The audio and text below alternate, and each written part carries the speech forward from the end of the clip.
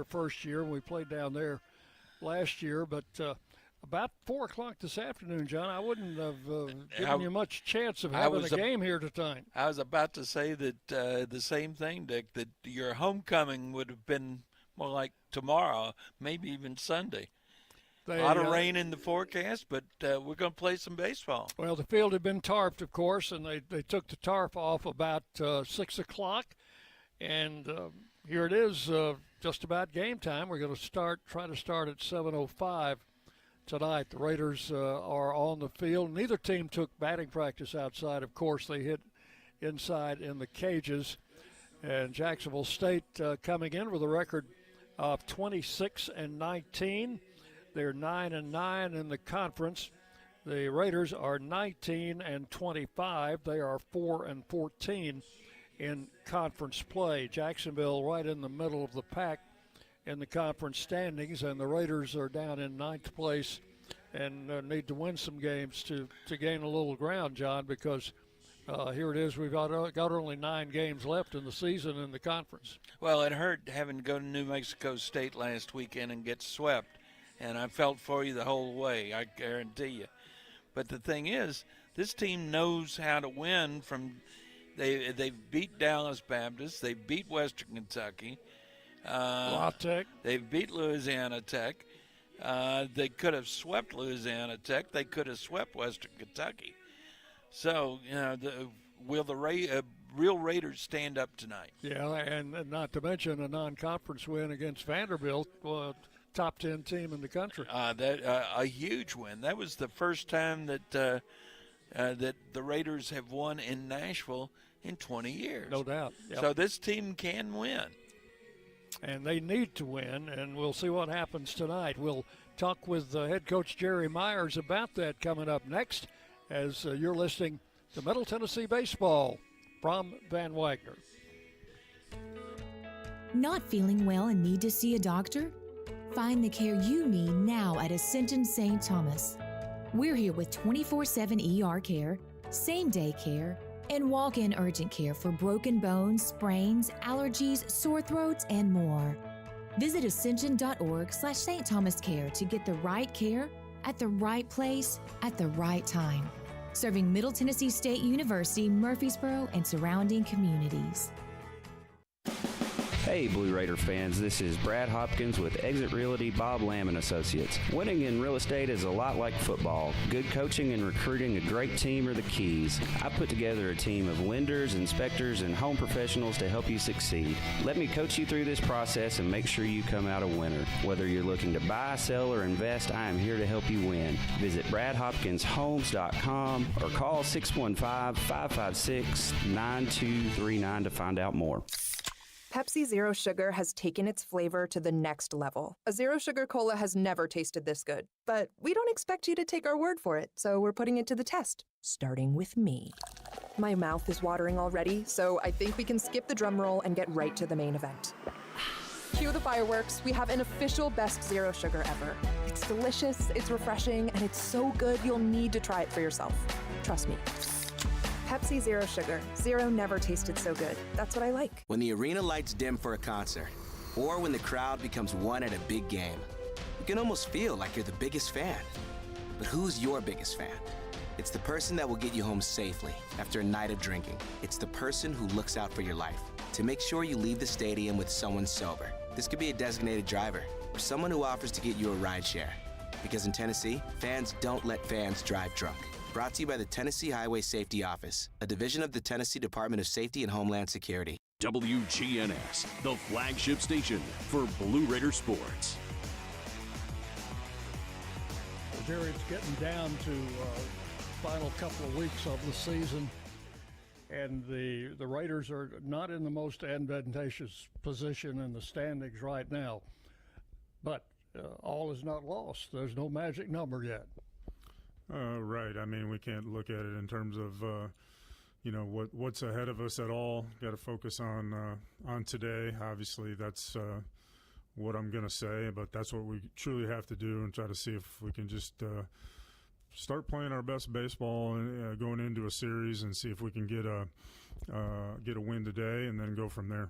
Yeah, 9 games remaining in the conference.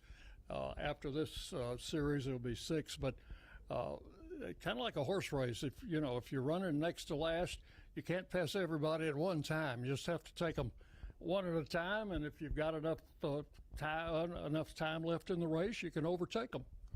That's right. I mean, we're not trying to see who we can try to jump in the standings or anything like that. We've got enough to focus on and trying to, do what we need to do to give ourselves the best chance. Obviously, along the way, we got a little bit in a hole or dug ourselves in a hole or had some injuries and all the things that played into it where some other people got off to a really good start. So, so that's where we are right now. We've got to can't change anything. If it was in a reverse situation, we've got to just try to do everything we can to prepare and play our best. All right, maybe a change of scenery will help this ball club now. We haven't played very well on the road, but we have played well at home. Yeah, I mean, sometimes that has to do with who you're playing, and sometimes it is, a lot to do with where you're playing and the time of the year and everything else. But, we like playing at home just like everybody else does, and hopefully, like I said, it bodes well for us to get some momentum and, hopefully get through today's, first game of the series with a win and have a chance to win a series. That's the key. Yeah. I know you're proud of your guys who at the Raider Awards last night, Eston Snyder and Drew Horn and Clay Badalak. They all picked up some hardware last night. Yeah, along with that, I mean, even more so should be pointed out to the guys that academically also got awards after the ceremony for 3.0 to 3.5 and the 4.0 categories. And, those guys, there were several of them. So, that was good. It's always hard to have that kind of ceremony when we still have our season going on, but it was great to see all the athletes together at one time before the year ends. All right, Coach, appreciate the time, and best of luck. All right, thank you. That's head coach Jerry Myers with his comments, and he's not going to step out on a limb, John, and say we've got to win so many games and do this and do that. No. But he wants to win the game that's scheduled today. That's right. And worry about tomorrow. Tomorrow, really, that's all you can do. That's it, and we certainly don't need to be looking past this weekend to next weekend. So we got to take care of business this time. We'll worry about Sam Houston next week. Umpires have made their appearance. They're meeting at home plate with the two head coaches. That would be Jerry Myers, of course, and Steve Beezer, who is the head coach at Jacksonville State in his second year. And you have a little history with him. I sure do. Back in the day when I was the beat reporter for the Daily News Journal for the Nashville Sounds, he played in Nashville. And so I covered him in 98 and 99, and then he was traded to the Cardinal organization, so he played 2 or 3 more years as a Memphis Redbird. Played in the Mets and in the Pirates organizations as a catcher. And he is former head coach at the University of Missouri. He was there 7 years. And his alma mater, Southeast Missouri, he was head coach there for 3, I believe. So he is he's no stranger to that job. No, not at all. And, of course, Jerry Myers was head coach at Old Dominion for 5 or 6 years, and now in his 3rd year as head coach of the Blue Raiders. The meeting before the first game of a series always takes a little longer because Coach Myers is going over the ground rules of the stadium with the opposing coach and with the umpires too. Sure. The umpires will be Brandon Henson behind the plate. Terrence Jones will be at first base, and Jose Estera will be at third base. And those will be the men in black tonight.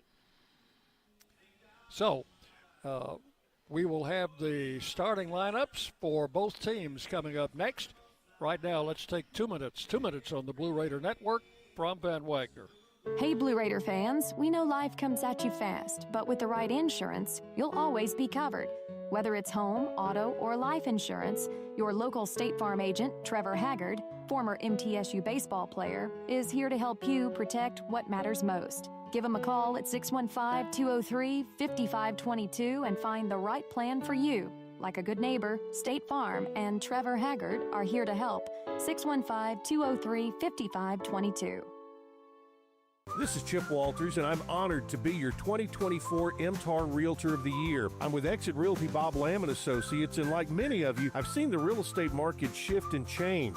People often ask, Chip, what's really going on?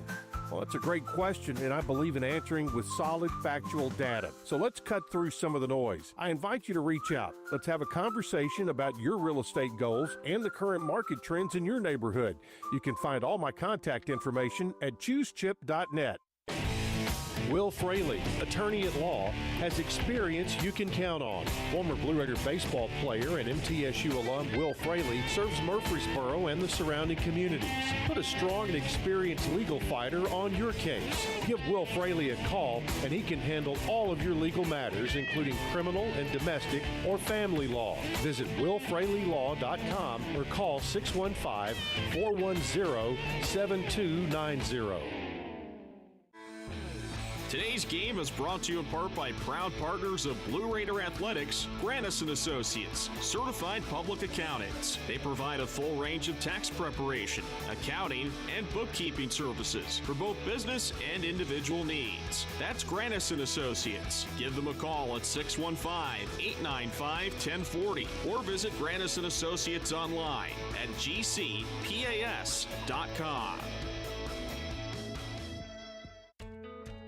Not feeling well? You're listening to MTSU Sports on WGNS. Meeting at home plate has broken up. Time now for our starting lineups, brought to you by the Ascend Federal Credit Union, the exclusive credit union of Blue Raider Athletics. Show your MTSU pride with every purchase. Visit one of their 28 Middle Tennessee branch locations. Ask for your MTSU debit card. What do you got, John? Well, leading off for the visiting Jacksonville State Gamecocks, left fielder Drew Collins. Batting second, the shortstop, Caleb Johnson.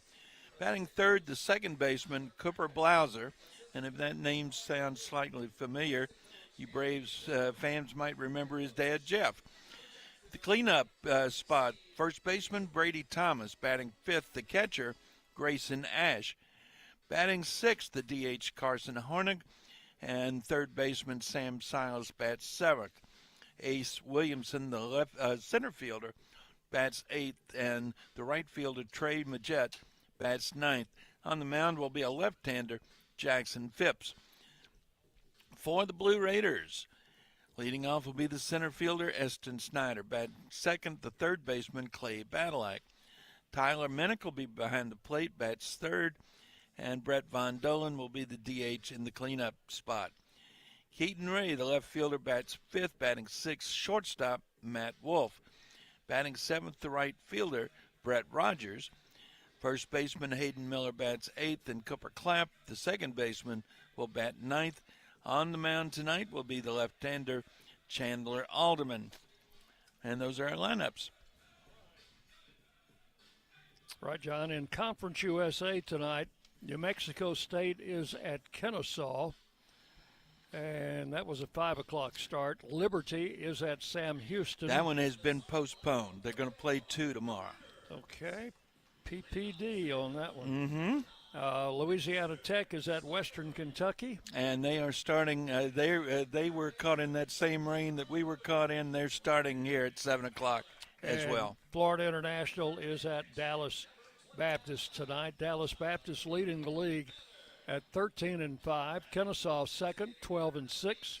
Louisiana Tech third, 11-6. Western Kentucky fourth at 11-7, followed by New Mexico State 10-8. Florida International 9-8. Jacksonville 9-9. Liberty 7-11. The Raiders are 4-14. Sam Houston 3-15. And those are your Conference USA lineups for tonight and standings, and we'll keep you updated probably in the middle of the seventh inning or so on all of those conference games going on tonight. The Raiders are taking the field. They're in the home whites, blue caps, blue numerals, royal blue. and all white uniforms, and New Mexico State will be, or Jacksonville State will be in gray. You're still stuck in Mountain Time, Dick. And they do have numbers on their back, so, John. I kept hearing you complain about those numbers last Friday. I thought there were no numbers, but they were just very, very, very light. All right, we'll take our final 2-minute break. We'll be ready for baseball when we come back on the Blue Raider Network from Van Wagner.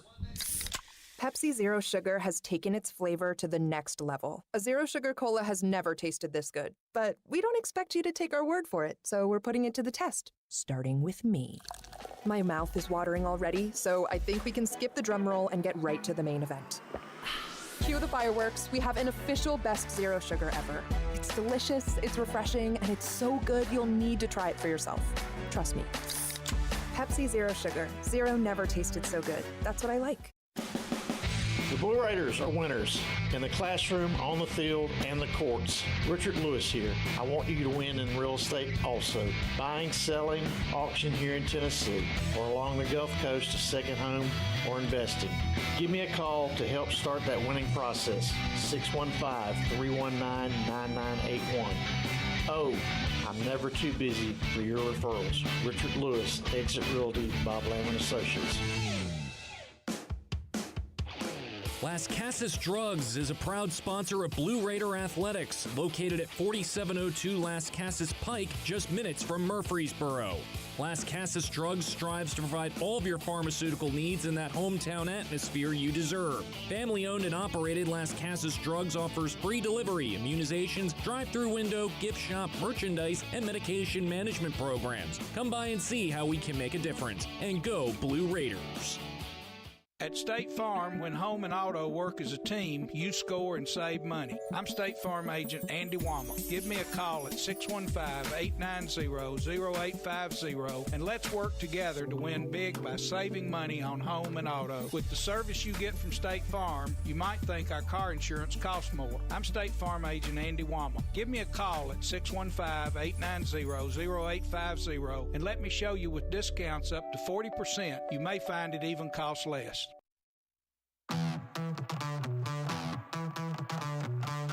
From the Blue Raider Network in Van Wagner College, it's time for Middle Tennessee State University baseball.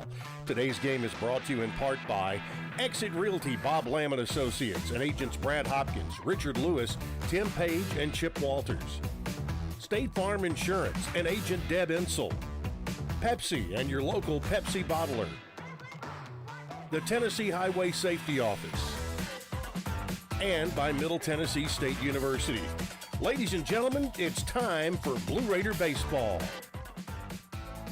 We just had the ceremonial first pitch thrown out by Dr. Andrew Pierce, Chief Medical Officer at Trust Point Behavioral Health Hospital. Trust Point providing compassionate psychiatric care for those facing mental health challenges right here in Murfreesboro. Dr. Pierce also serves on the MTSU Athletic Student Athlete Wellness Committee, helping support the mental well-being of our student athletes. And happy to have him, his wife, and his two little girls out here this evening to throw out the first pitch. Those little girls are blondes, yes, aren't they? Yes, they are. They're pretty little girls. That first pitch caught by Tyler Minnick, who'll do the catching for the Raiders. At third base will be Clay Badalak. Matt Wolf at short. Cooper Clapp at second. Hayden Miller at first. Keaton Ray will be in left field. Eston Snyder in center. Brett Rogers in right, and on the mound will be the big left-hander, Chandler Alderman.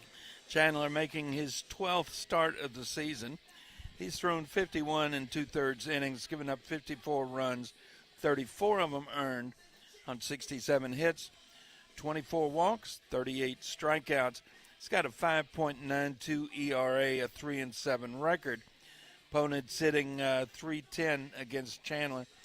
And here's the thing. You look at the numbers, and the one number you really don't like is that 9 home runs, which is the most given up by any Raider on this year. Yes, and he has thrown the most innings, I think, of any yes, he has. Raider pitcher. He's been the workhorse. He's been out there and has not missed a start. He has not missed a start, which is, you got to give it to him for that. And we also know that when he's on, he can be really, really good. Yes, no doubt about that. He does have one complete game this year, I believe. He does. And 11 starts. Well, let's look at Jacksonville State. Now, this is a team that's fighting for position in the postseason tournament. They're 9-9, and right now they're not in the top 4, but they are about 6th or 7th, so they're in here trying to win enough games to get in the tournament. Gray uniforms. What is that, kind of black and gold, is it, John, or? You mean the uniforms? Yes, the color, the numbers, and the numbers are definitely black.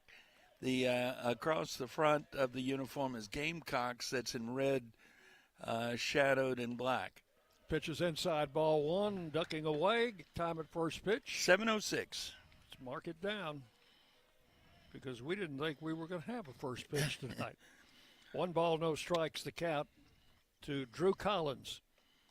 He is the left fielder, swings at this one, doesn't get it. All right, for now, strike 1. Temperature has only dropped about 20 degrees in the last 5 hours. 62 degrees, partly cloudy, wind out of the south at 3. Pitch is swung on, fouled out of play, and the count will go to 1 ball and 2 strikes on Drew Collins, who is a senior hitting .299 coming into this game. Has a 5-game hitting streak going. And one thing about this team, John, they like to run.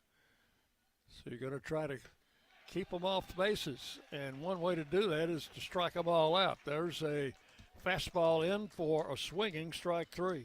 Well, that's the way to keep him off base. You're absolutely right. So 1 out here in the first inning, and the batter is Caleb Johnson, the shortstop. You need that. Throw Johnson strikes, try to keep the pitch count down.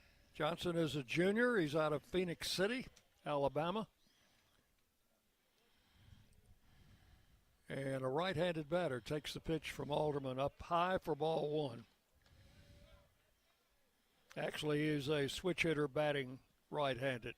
2 switch hitters in their starting 9 for the Gamecocks tonight. Pitch comes in low for a ball. And it's 2 balls, no strikes on Johnson. 1 out here in the first inning. Game is just underway, and in case you are wondering why we're just in the first inning, well, we had an hour delay to let all this weather get out of the way. A swing and a miss. And the count will go to 2 balls and 1 strike on Johnson. Johnson will be followed by Blauser, and if needed, Thomas. 2 balls and a strike. Showed bunt. Took the pitch outside, ball 3. 3 balls and a strike.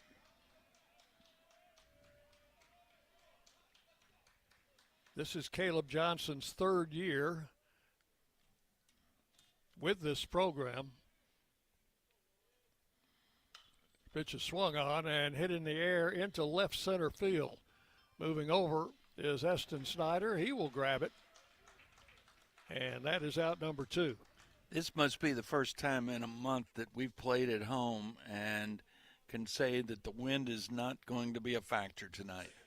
Yeah, in fact, there is a flag out there. There's a flag out there, but it's just lying flat on the flagpole. And I bet you it's wet, and it's not going to be flying a whole lot anyway. So 2 outs in the first inning, and the pitch to Blauser's inside for ball 1. And yes, this is Jeff Blauser's son, the former infielder for the Atlanta Braves, a long-time infielder for the Braves, as a matter of fact. You saw him play a time or 2. I did. I think I might have as well. Takes the pitch inside, ball 2, 2-0. Blauser hitting .276. Has a couple of home runs and a lot of stolen bases. So keep him off the base. 2-0 the count. Checked his swing, and the pitch was inside, ball 3. 3 balls, no strikes. Alderman goes for some rosin. The tarp was taken off about 6 o'clock.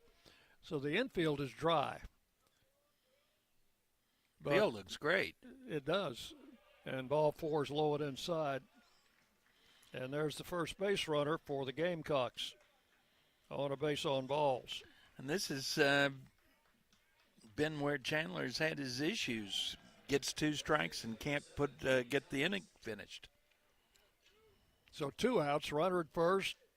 Brady Thomas is the first baseman, left-handed hitter. He'll stand in. 295 batting average for Thomas.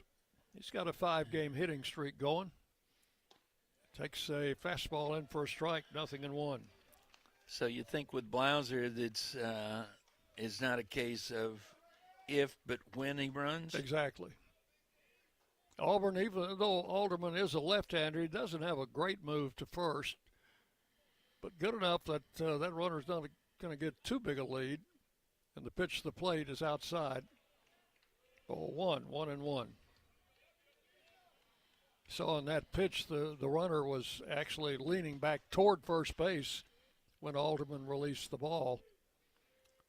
And there is a throw to first. He wasn't very far off to begin with. 1 ball and 1 strike. 2 outs in the top of the first inning. He's not taking a very aggressive primary lead.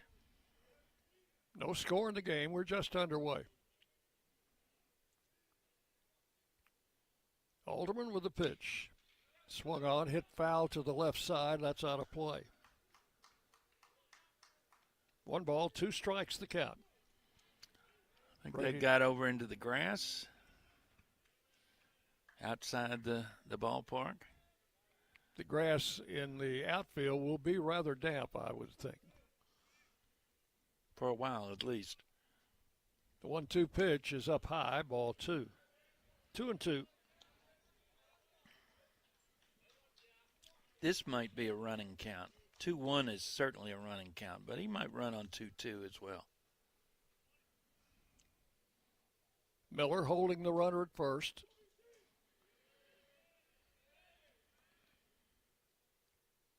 Not going. Ground ball up the middle. That is a base hit. The runner will turn and go to third. And the Gamecocks have him at the corners with 2 outs. So Thomas singles up the middle, more to the right field side of second base, and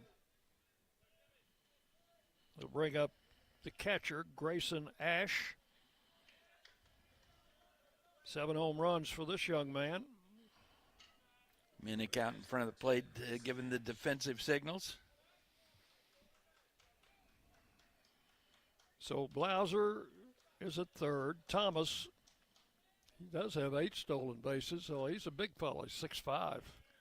Cupper Clapp has just moved about 3-4 steps to the left field side of second base. Pitch is outside to Ash for ball 1. They're playing him as a dead pull hitter. They sure are. Now, the center fielder, Eston Snyder, is playing straight up the middle, though. 1 ball, no strikes. Alderman comes set. Maybe a step towards left field. And the pitch is over but low, ball 2. 2-0.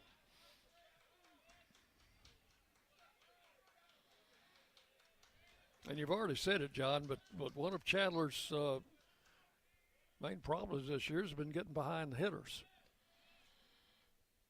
and having to come in with a pitch in the strike zone. There's one hit on a line, going to be taken by Clapp. That was a low line drive that he caught just to the left of second base, and about ankle high. Yeah, that's where John told you he was playing. He was playing exactly the right spot.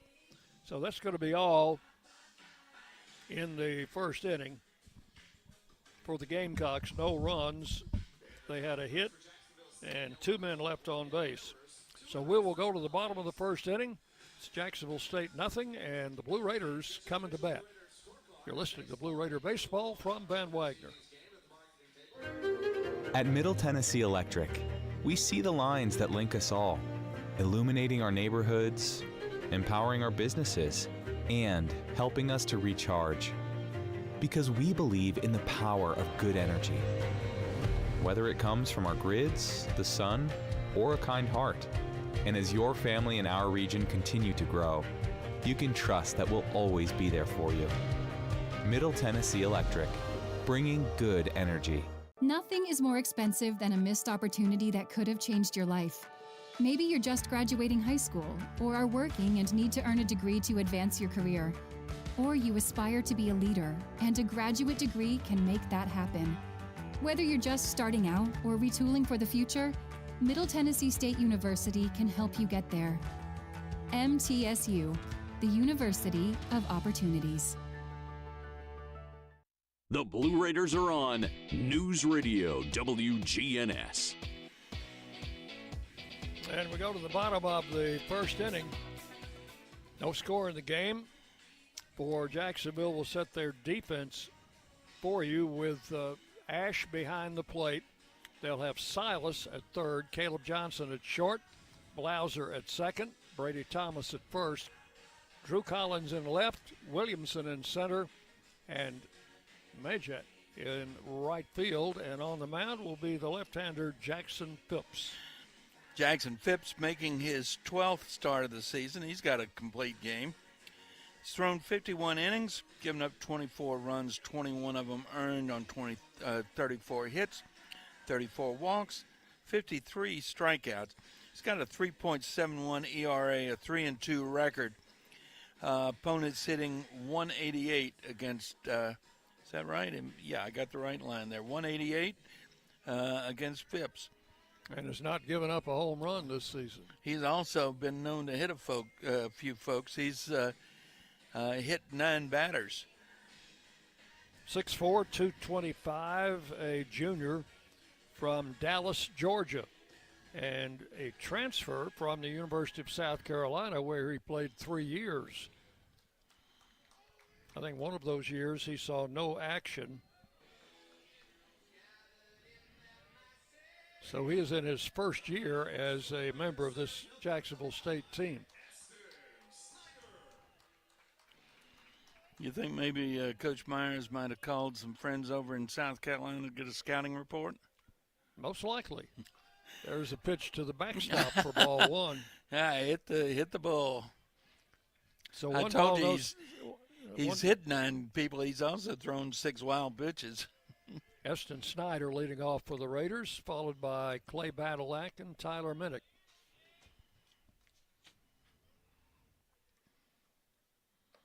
There's a strike on the inside corner. Snyder, along with Clay Badalack, both honored at the Raiders' Choice Awards last night, along with pitcher Drew Horn. And as Coach mentioned on his pregame interview, several of our players got academic awards last night also. Pitch is high. Ball 2, 2-1. Snyder was honored for the play of the year. Wow. And Drew Horn was honored for the performance of the year, his no-hit game. The play being Snyder's save on a shoot-top catch with the final out in the game. They kind of went together. Well, you don't have one without the other. Pitches ball 3, 3-1.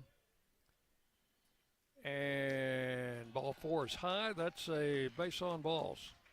Raiders have a base runner. And Clay Badalack, the batter coming up, was honored as the breakout player of the year. Oh, no doubt about it. And he's coming in with a .307 batting average. Last year saw very little action as the season went on, and then hit less than 200, I think. Yeah, it was. So he certainly has made an impact and picked up some hardware last night. Showed bunt, took the bat back, but it's a call strike. 0-1 the count. Yeah, 175 last year, and I got to tell you, there were not more than a few fans that were even surprised that were surprised he was still on the ball club this spring. Pitches inside, 1 ball, 1 strike. I hate to think of where we'd be without him, though. He's played second base. He's what played a grand third job base. He's done. Yeah. That is, and to be able to stick with it like he has, that shows character. Throw over to first. Eston Snyder, a good base stealer on his own right, 19 out of 21 steal attempts for Snyder. Has a very short lead. Fake's going. That brought the catcher out of his box ready to throw, but Snyder was just fooling. He wasn't going anywhere. 2 balls, 1 strike. I think he'd like to see another one of those airmail jobs to the screen. And the pitch is hit. Did it hit him? I think it did. I think it got him. It sure did. Yeah, high and inside. He ducked out of the way and just got him on the way down. So the Raiders will have runners at first and second with nobody out. And that's his 10th hit batter of the season. That gets the coach out. So the pitching coach is Anthony Silkwood. He's and trying I assume that's who is out there. Trying to do some manicuring work on that mound, but I don't think that's why he's out there. I think he's out there to tell this young man that he's overthrowing the baseball and he's going to get in trouble if he keeps doing that. So Tyler Minnick will be the batter as the conference is broken up.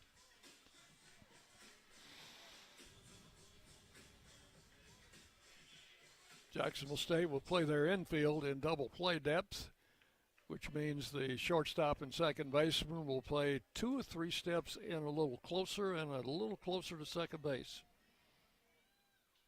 And the pitch to the plate is high, ball 1 to Tyler Minnick. Tyler hitting .301, 6 home runs. He's been an important addition to this ball club. 1 ball, no strikes. This one right down the middle for a call strike. It's 1-1 to Minnick. Now, he had a home run at New Mexico. That came. Was that in that Sunday game? In the Sunday game, he was the leadoff batter in the top of the 9th inning, and he hit one out of the ballpark. There's a swing and a ball hit foul down the right side, and that'll be out of play. Well, it had to have been Sunday because up till Sunday, the Raiders only scored 1 run in 2 days, right? And that correct. was Miller's home run on Friday night. That is correct. 1-2 the count. And the pitch to Minnick is taken high, ball 2.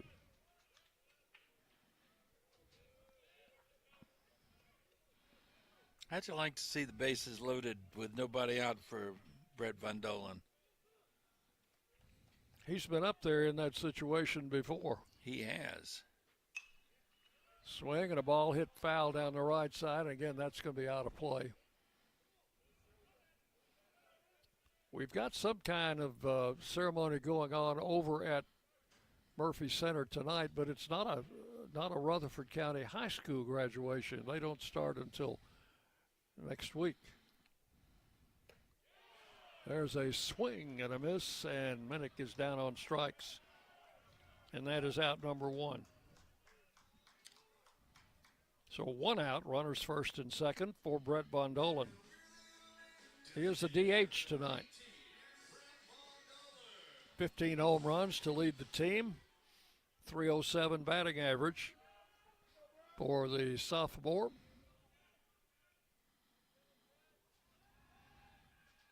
Pitcher turns and throws very softly back to second base, but Snyder's not going anywhere. Well, that gets the pitch clock recycled. Pitch to the plate is inside, ball 1.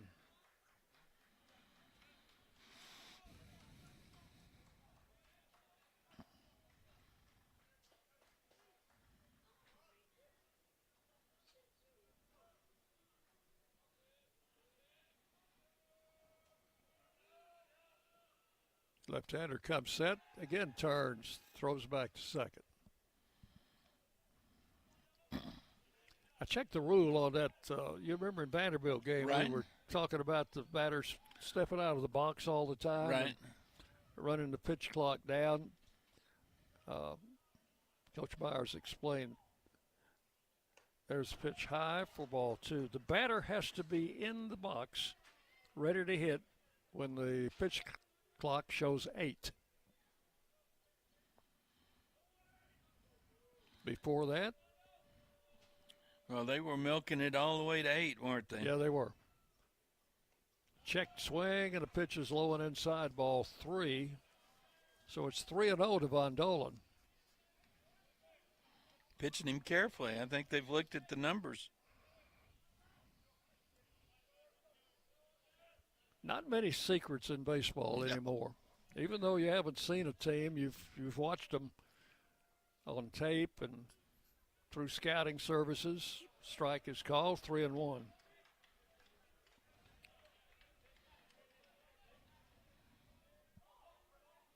We're in the bottom of the first inning. Raiders have first and second with 1 out.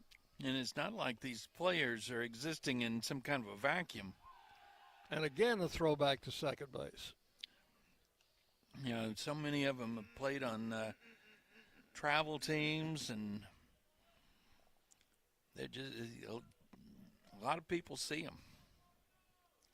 It's almost a scouting system like they used to do with the bird dog system for the big leagues. Phipps pitch is high, and that will load the bases with 1 out. Von Dolan draws a 4-pitch walk. So they're loaded with 1 out for Keaton Ray, the Raider left fielder. Without the benefit of a hit at this point, 2 walks and a hit batter. Keaton Ray hitting .256, still looking for his first home run this season. You know, a nice spot for it. Double or a double to the gap would be not too bad at this point. Lefty-lefty matchup, and the pitch is a strike on the outside corner. I'd say just about anything except the comebacker to the mound or ground ball double play.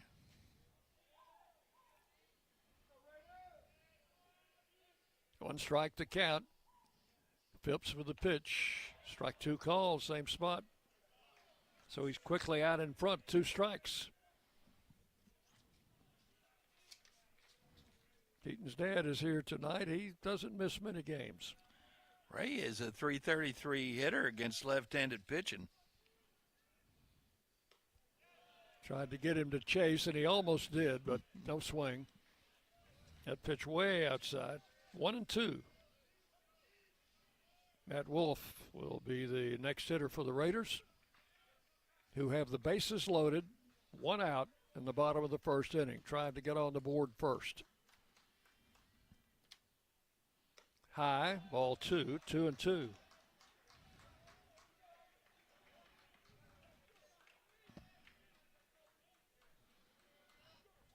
Keaton, a transfer from Walters State. Not Walters State. Ground ball to short. That could be 2. Over to second, out there, over to first. Safe. The ball gets past the first baseman, and a run is in. And maybe 2. Ray is going to be awarded second base. That one went into the dugout, apparently. So that'll be the fielder's choice, because they did get that fielder's choice, so no error there. They got the out at second, short to second for the second out. Well, there will be an error to get him to second, though, so that'll be an E4, right? 4 was he was the second baseman through the ball. So pitch is a strike called. So how many RBI is he going to get on that? I think he gets 1. We did get 2 runs, didn't we, John? We did get 2 runs. They just have 1 on the board right now. Now they've changed it. Pitch is swung on by Wolf and fouled out of play. So fielder's choice, error on the second baseman. They would have had the double play with a good throw, don't you think? Oh, yeah. They're going to give him 1 RBI on that. The other one does not count as an RBI. Two strikes. Count to Matt Wolf. Was he having a bat problem? He's changing out. Mm-hmm.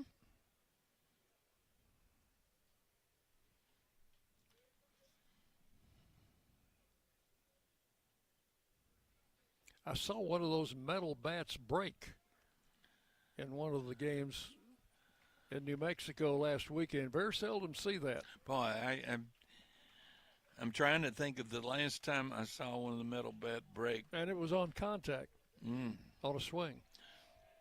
I saw Blake Benefield break one in batting practice in Bowling Green. What, 5 or 6, 8, 10 years? How long ago was that? 2 strikes the count to Wolf. The runner's going to third, and pitch is fouled out of play. Well, Keaton Ray was in motion. He was trying to swipe third base. Has to go back to second now after the ball was fouled off. So the Raiders leading 2-0. We're in the bottom of the first inning. And still looking for our first hit. Pitch is high. 1 ball, 2 strikes. So we've had a walk, a hit batsman, another walk, an error, 2 runs.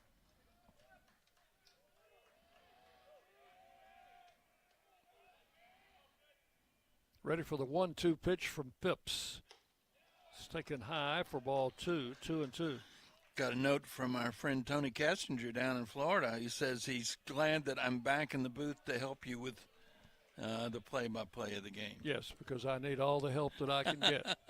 I was helping you last weekend. Yes, you were. Long distance. Runner's going again, and no throw as the ball was down into that turf. It's all turf around home plate and down the first and third base lines until the first cut of the grass. So Keaton Ray picks up his 4th stolen base of the season. And we've got a full count on Wolf. Hits the ball in the air to right field. Right fielder's going back on the track, and it's off the wall. Off the top of the wall. Another run is in. Wolf's heading for third, and there will be no throw. That will be a triple for Matt Wolf off the right field wall. Right fielder went back to the wall. At first, I think he thought it was going to get over, realized at the last minute that it was going to come up just short, misplayed it, got off the top of the wall, and bad bounce off the wall, at least a bad bounce for Jacksonville State. And now you've got Matt Wolf with the RBI and at third base. That ball, when it left the bat, did not look like it was going to go that far. But it got up in what little wind we have and sailed. Well, that's one of those that would have been into the trees had we had that any of that wind that we were having a couple of weeks ago. Brett Rogers takes strike 1 called. Runner at third, 2 outs and 3 runs in, and a bouncing ball to short. And speared there by Johnson. A low throw to first, but first baseman comes up with a nice pick, and that will end the inning. So that is all in the first, but a good first inning, good start for the Raiders as they pick up 3 runs on 1 hit. There was an error and 1 man left on base. So we will go to the second inning with the score. Middle Tennessee 3, Jacksonville State 0. You're on the Blue Raider Network. From Van Wagner. Hey, Blue Raider fans, this is Tim Page with Exit Realty Bob Lamb and Associates. Are you on the fence about selling your home? Feel overwhelmed at the thought of purchasing a new home? Well, it's time to get moving. For professional, personal real estate services, give me a call today and put me to work for you. 615-896-5656, or you can reach me at exitmurfreesboro.com. Let's go Blue, and I'll see you at the game. Will Fraley, attorney at law, has experience you can count on. Former Blue Raider baseball player and MTSU alum Will Fraley serves Murfreesboro and the surrounding communities. Put a strong and experienced legal fighter on your case. Give Will Fraley a call and he can handle all of your legal matters, including criminal and domestic or family law. Visit willfraleylaw.com or call 615-410-7290.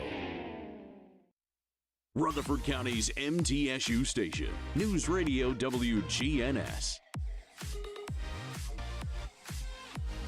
And we go to the second inning. Raiders leading by a score of 3-0. Chandler Alderman now has got some breathing room out there. The sophomore, 6'5", 205 out of Poplar Grove, Illinois. And, of course, authored a no-hitter very early in his Blue Raider career as a freshman last year. And does have one complete game this year. He will face Carson Horning, the designated hitter. He is a left-handed batter. Stands in with a .296 average. And Alderman with a lefty-lefty matchup. Pitch to the plate, misses inside, ball one. Well, it actually grazed him, I guess. I didn't see it hit him, but apparently the plate umpire did. Well, if it hit him, didn't hit him very hard. He's he's alive and well down there. So the runner is at first base with no outs, and the batter is Sam Silas, the third baseman. Now he'll swing from the right side, infield double play depth. Alderman checks the runner and delivers a strike on the outside corner, 0-1.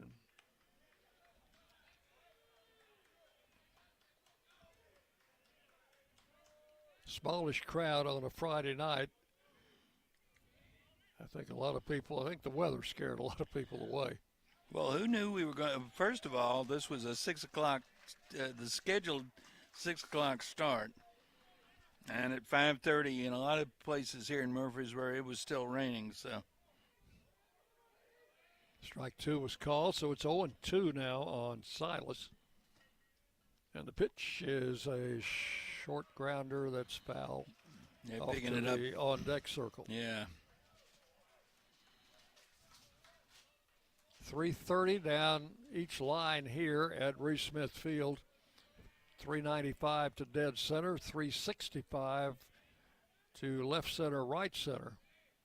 Big scoreboard behind the fence just above the 365 mark in right center field. Swinging a foul back to the screen. Well, the count holds at 2 strikes to Silas. He's out of Holtville, Alabama. Second year with the program. He's a sophomore. Played on a state championship high school team in Alabama. Here's the 2-strike pitch. Just missed. Ball one. Well, it had the plate, so just barely missed at the letters. 1 ball, 2 strikes.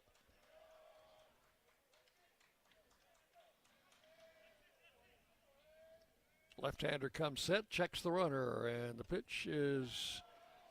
Same place. Yeah, just a bit, maybe a bit inside. 2-2.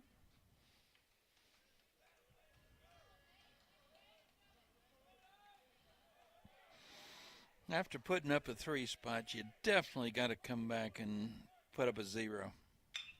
Ground ball in the hole, a base hit to left field, past the shortstop Wolf. Keaton Ray gets it back in quickly, and runners will be at first and second with no outs. Second hit for the Gamecocks. So you've got a hit batsman and followed by a base hit, first and second. And the batter is Ace Williamson, sophomore, out of Carrollton, Georgia. transfer from Southern Union College. You know where that is, John. There's a bunt. Alderman will go to first. Underhand toss will get the runner, and the sacrifice will move runners to second and third with one out. Play goes pitch to first for the first out of the inning. Southern Union College is in Wadley, Alabama. Do you know any more than you did before? No. No. I don't know Wadley. Trey Majette is the right fielder. Switch hitter batting right-handed. Standing in, number 9 in the order. And the pitch is a strike, 0-1. Well, he needs a strikeout here. First baseman Miller playing even with the bag at first. The pitch high inside, 1-1. Middle infielders playing back on the green, conceding the run. Gondolin a few steps back of third base, or battle like it is. And a fly ball into shallow right center. Here comes Rogers. He's got it. And the runner does not challenge.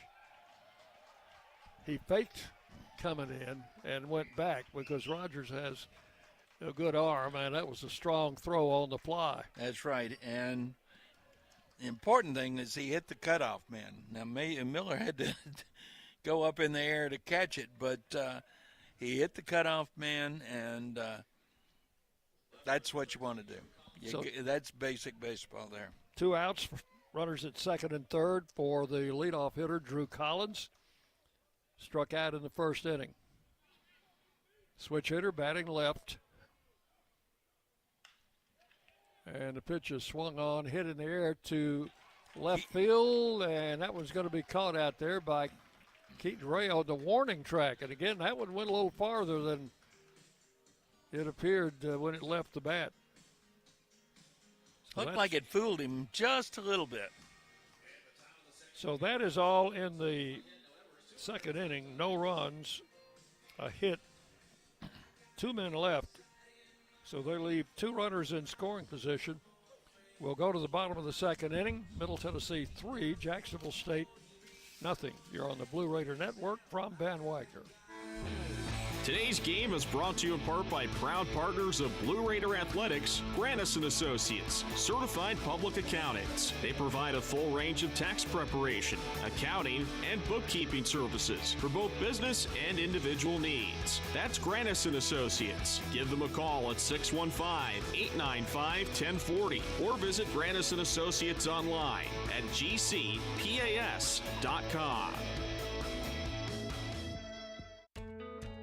Not feeling well and need to see a doctor? Find the care you need now at Ascension St. Thomas. We're here with 24/7 ER care, same-day care, and walk-in urgent care for broken bones, sprains, allergies, sore throats, and more. Visit ascension.org/St. Thomas Care to get the right care at the right place at the right time. Serving Middle Tennessee State University, Murfreesboro, and surrounding communities. The Blue Raiders play here. News Radio WGNS.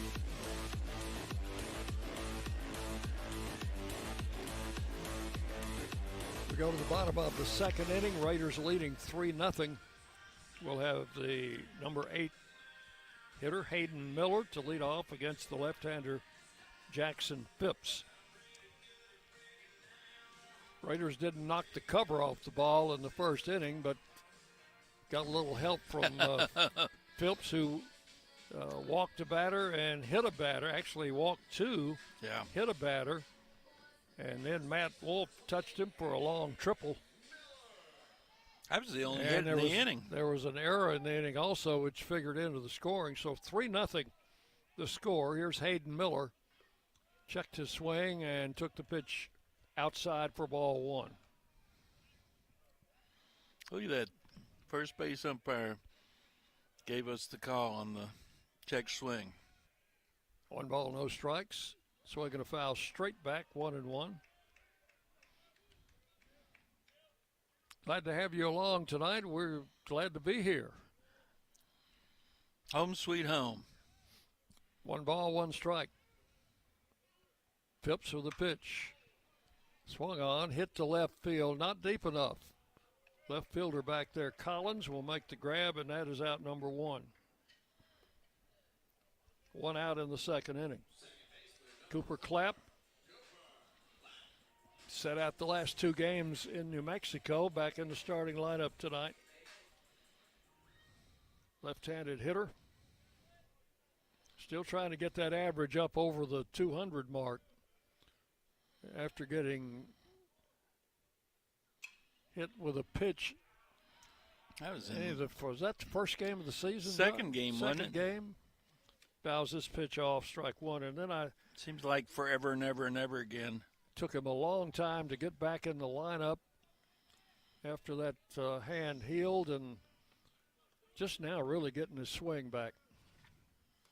Inside, backed him away, 1-1. Remember, we ended up having to play a doubleheader on the 14th of February, and it was the second game of that doubleheader, first day of the season. There's a swing and a miss, strike 2, 1-2. Eston Snyder, the leadoff man, is in the on-deck circle. 1 out in the second inning. Phipps with the pitch, swung on, fouled off to the left and out of play. That holds at a ball and 2 strikes.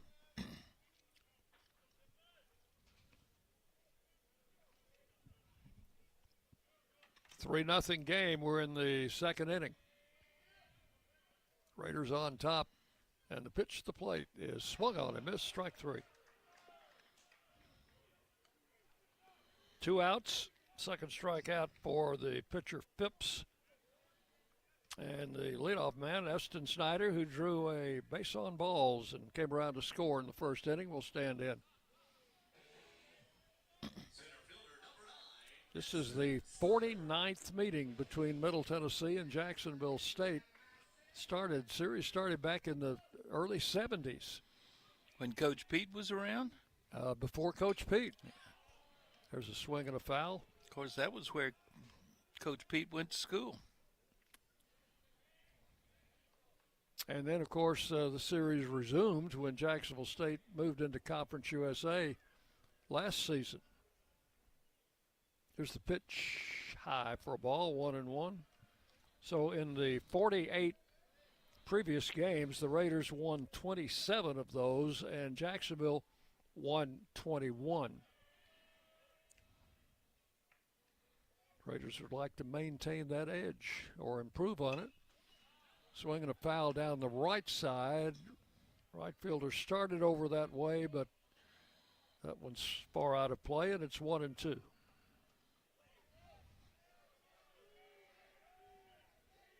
Right fielder is Trey Majette.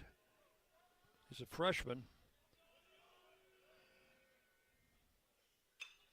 Snyder hits it that way, and the right fielder Majette comes over and makes the grab. And that is out number 3. So a 3-up, 3-down inning for the pitcher Phipps. Nothing across for the Raiders. We've completed 2 innings.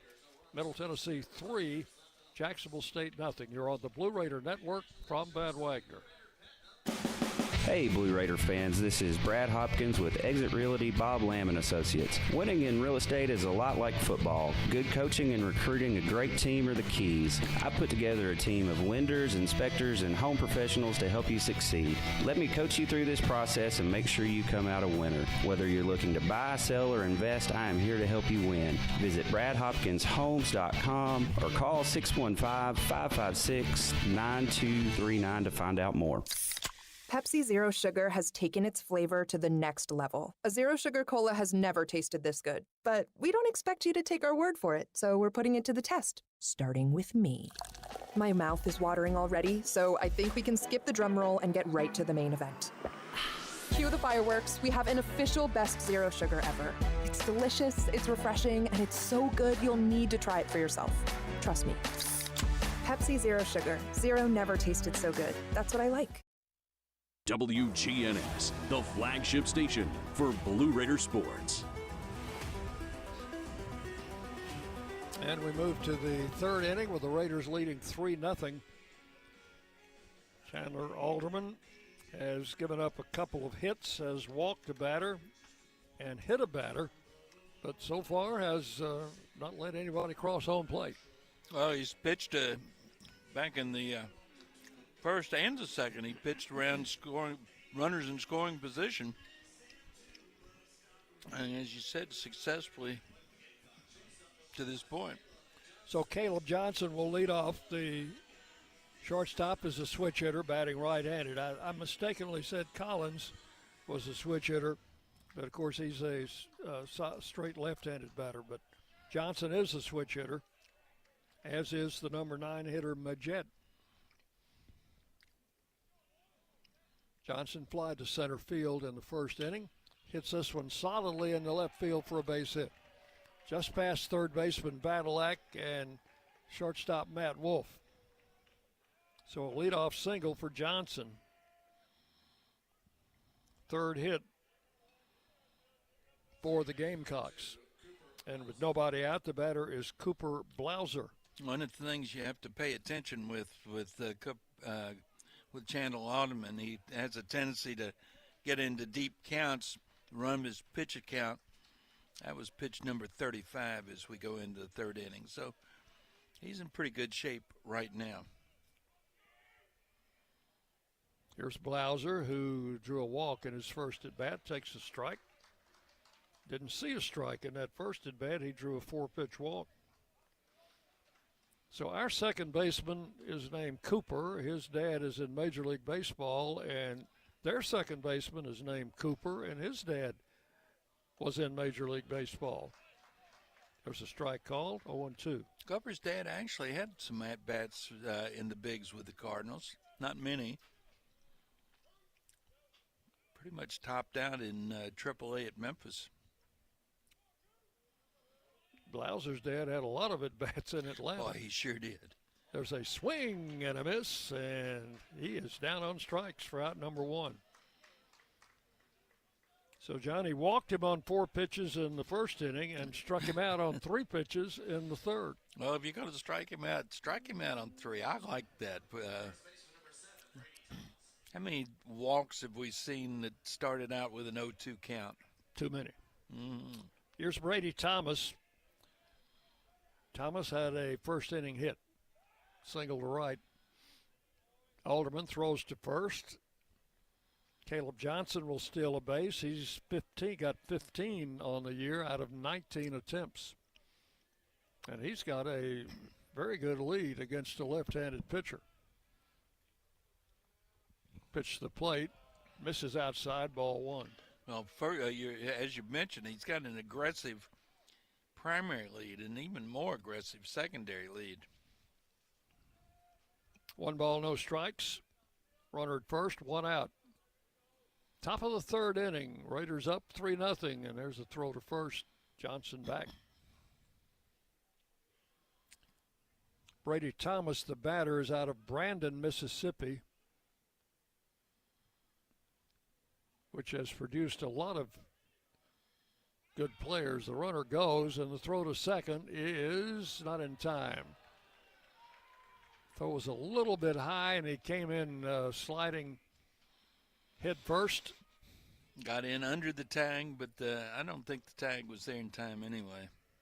So that's stolen base number 16 for Johnson, and it was ball 2 to Thomas. 2 balls, no strikes. So Alderman just needs to put his focus back on this batter. And the pitch. Check swing, and it's a strike call, 2-1.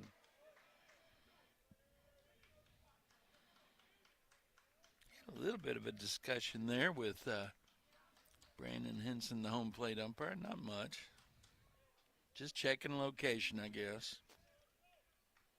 2-1, and the pitch is outside, ball 3. 3-1.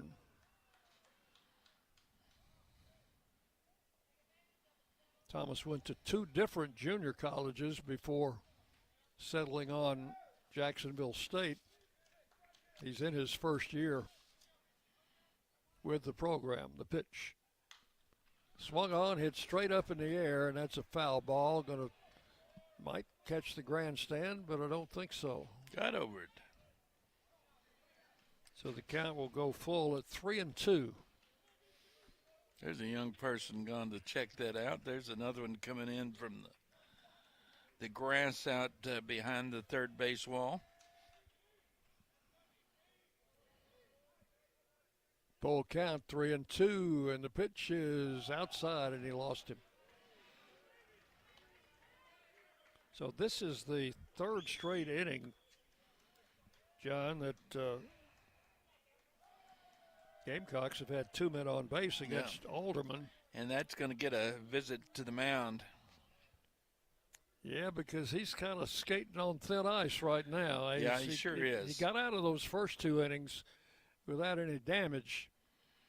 Now, they're also bringing in all the infielders. Sooner or later, that's going to catch up if you keep putting 2 men on base. The conversation is with Alderman, though. Catcher Gordon or Grayson Ash will be the batter. And I think they're also discussing how they're going to handle a play at third base. But the primary conversation appeared to be between Coach Myers and Alderman. Coach Myers, of course, a longtime pitching coach. South Carolina when they won a national championship. So he's seen a few things. Have you seen his World Series ring? I have not. It is impressive. The pitch to the plate is a strike call. I guess he just told him to throw a strike, huh? Let's hope so. Get ahead of the batter. Yeah. 1 strike to Ash. Runners first and second, 1 out. Alderman comes set.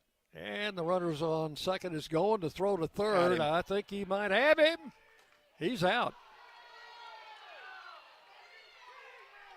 Did he call him safe? He called him safe. He came off the base. Yes. And Badalak put the ball on him while he was off the base. And Coach Myers is out to talk with the home plate umpire. Home plate umpire was looking right down the line at it, John. Yeah. He had a little better look than that guy at third.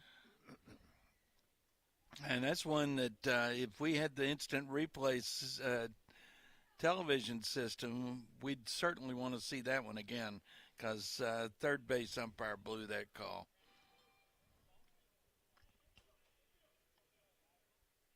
Well, the runner, I thought the throw might have been there in time anyway, but the runner came off the base into foul territory. Well, he slid into the tag.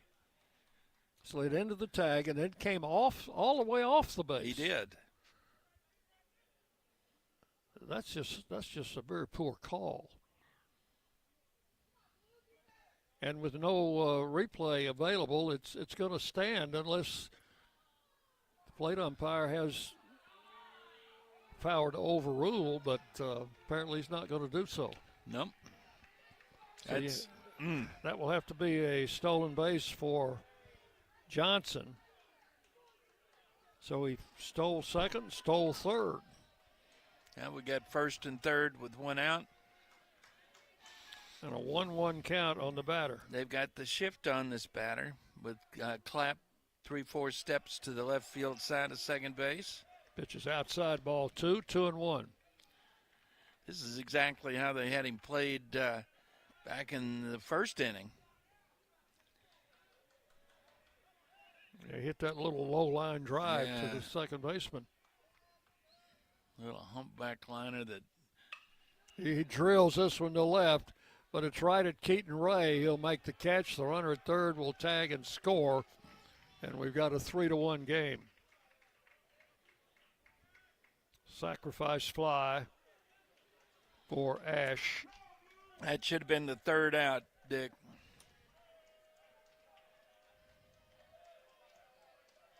So now 2 outs and a runner at first, and it's 3-1. Carson Horning, the DH, was hit by a pitch in the second inning. Pitch is inside, ball 1.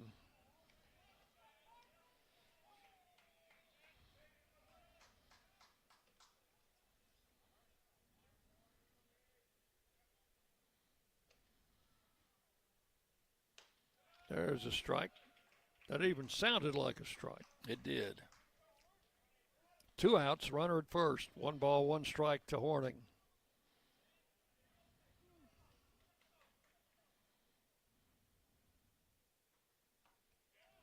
Strike got the outside corner. Just barely got it. 1-2.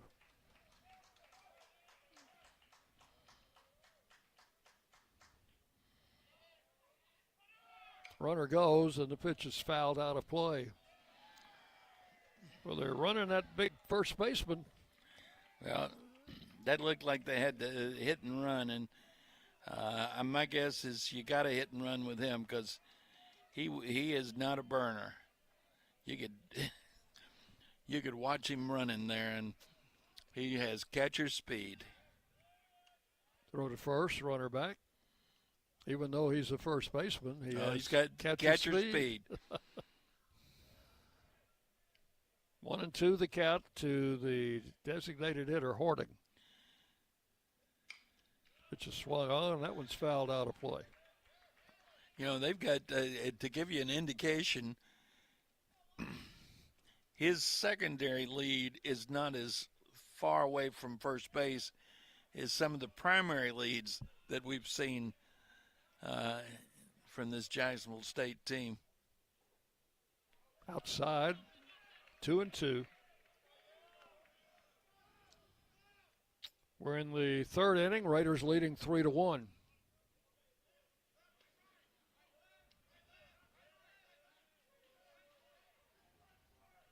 Alderman comes set, throws to first. The runner standing on the base.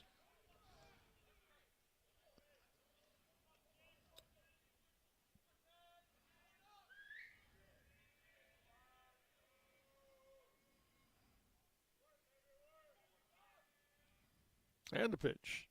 Strike 3 call. Horning called out on strikes. That will end the inning.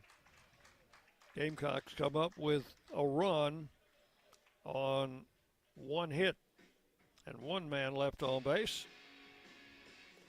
So we will go to the bottom of the third inning. It's Middle Tennessee 3 and Jacksonville State 1. You're on the Blue Raider Network from Van Wagner. When the arena lights dim for a concert, or when the crowd becomes one at a big game, you can almost feel like you're the biggest fan. But who's your biggest fan? It's the person that will get you home safely after a night of drinking. It's the person who looks out for your life to make sure you leave the stadium with someone sober. This could be a designated driver or someone who offers to get you a ride share. Because in Tennessee, fans don't let fans drive drunk. Brought to you by the Tennessee Highway Safety Office, a division of the Tennessee Department of Safety and Homeland Security. Hey, Blue Raider fans, we know life comes at you fast, but with the right insurance, you'll always be covered. Whether it's home, auto, or life insurance, your local State Farm agent, Trevor Haggard, former MTSU baseball player, is here to help you protect what matters most. Give him a call at 615-203-5522 and find the right plan for you. Like a good neighbor, State Farm and Trevor Haggard are here to help. 615-203-5522. You're listening to MTSU Sports on WGNS.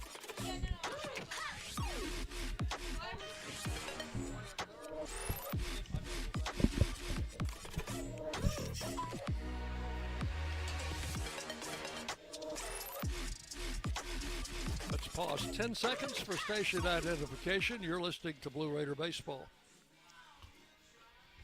The flagship station for Middle Tennessee sports, WGNS, Murfreesboro, Smyrna. The Blue Raiders play here. Clay Bandalak, who was involved in that, what I would call a controversial play in the You're being kind. top of the inning. Blue Raider third baseman will lead off to be followed by Minnick and Von Dolan. Badalak hit by a pitch in the first inning and scored. Came around to score on that throwing error by the second baseman. Left-hander Phipps with the first pitch in at the knees for a strike.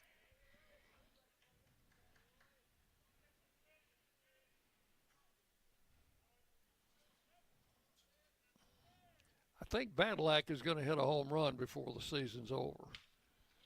He drills this one into right center field, and did he? That's the right fielder. Right fielder ran that one down. Yeah, he did, in right center field. Clay just missed a home run in New Mexico in one of those games.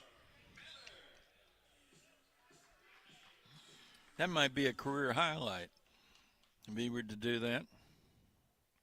One out in the third, and the batter is Tyler Minnick, who struck out in the first inning. Pitch to Tyler is high for ball one. Minnick did hit a home run in New Mexico, as did Hayden Miller.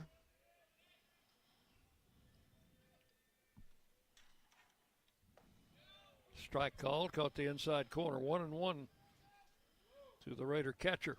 Minnick hitting .301.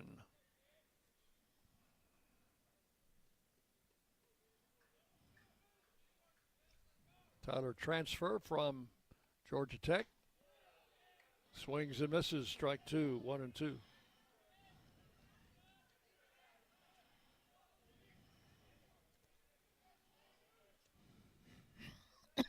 Three to 1 game. The Raiders leading here in the third.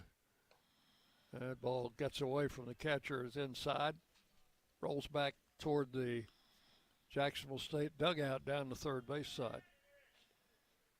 2 balls, 2 strikes.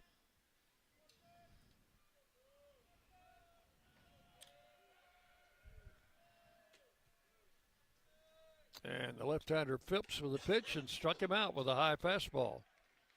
So he's gotten Minnick twice.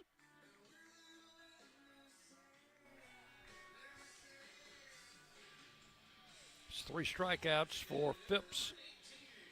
And he is now set down 6 in a row. Here's Von Dolan, threw a walk in inning number 1. Takes a pitch outside, 1-0, and they haven't thrown anything close to the strike zone to Von Dolan. The word is out. Throw Von Dolan away. We've seen it for the last month now. And the pitch. Swung on, hit up the middle. Second baseman behind the bag. Throws to first. Oh, that's a nice play. That's the second baseman.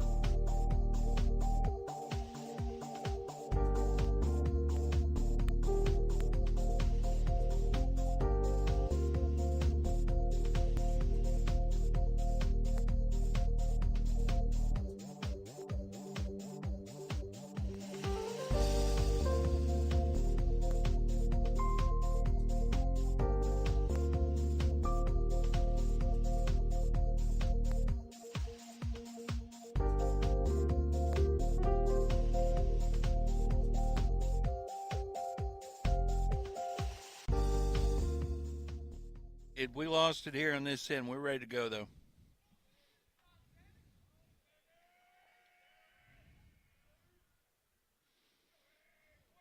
One and one. Pitches the ground ball to third. Badalak with a long throw across in time for the out. Oh, a good strong throw. Got that high hop. Out number one in the fourth inning.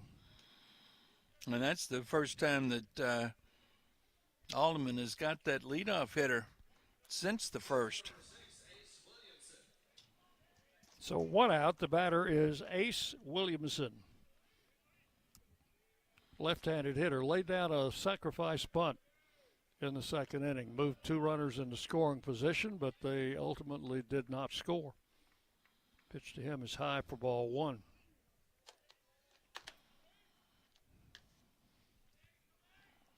It's a big kid, isn't he? He is.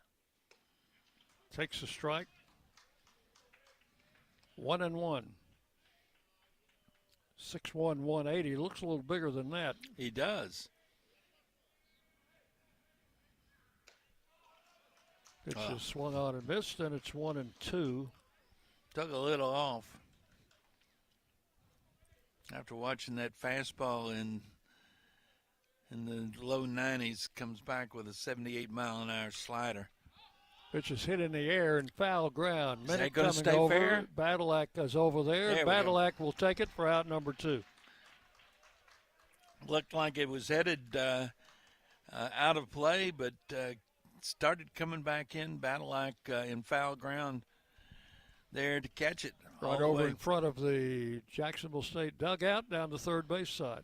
Well, this kind of reminds you of the first inning. He got the first two batters pretty easily. Now he needs to get this number 9 hitter. Pitch is outside, ball one. This is Trey Majette. Has not seen a lot of playing time. Alderman been skating on thin ice, as you've been saying. First 3 innings. He needs a 1-2-3 inning here. Pitch is high, ball two. Majette making only his 8th start of the season. 21st game. He's hitting .256. Swings and a little tap. That's a tough play, and Alderman throws to first. Doesn't get him. Had no chance. It's an infield hit. He was hit down the third baseline very slowly. And Alderman did a good job just to get there and get the throw to first base. I've seen bunts that weren't that good, or certainly not that effective. So it's an infield hit. Hit number 4 for the Gamecocks. And with 2 outs, the batter is Drew Collins, the left fielder.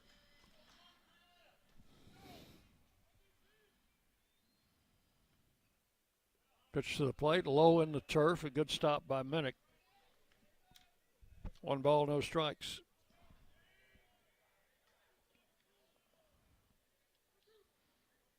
Raiders leading 3-1. We are in the 4th.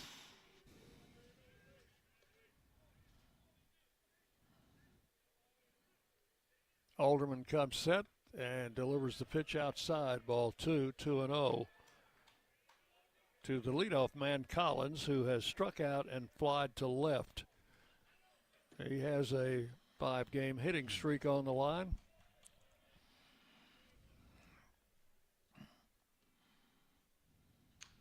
Swinging a foul out of play down the left side. 2-1. Game time tomorrow scheduled for 3 o'clock. I think we've got some more weather stuff coming in tomorrow, don't we, John? Let me check the latest forecast for you. Just missed outside. That's a pretty good looking pitch. Ball 3, 3-1. Yeah, we've got rain coming in tomorrow. Alderman ready with the 3-1 delivery, and here it is, and it is low, ball 4. So after 2 outs, the next 2 men reach. And again, they have 2 men on base with 2 outs. Caleb Johnson, the shortstop, will stand in. Rain's supposed to move in around midnight, Dick, and rain pretty solidly on through the morning and early afternoon. So they'll put the tarp on tonight after this game. And we'll kind of play it by ear. Hope for the best. Johnson swings and misses, strike one.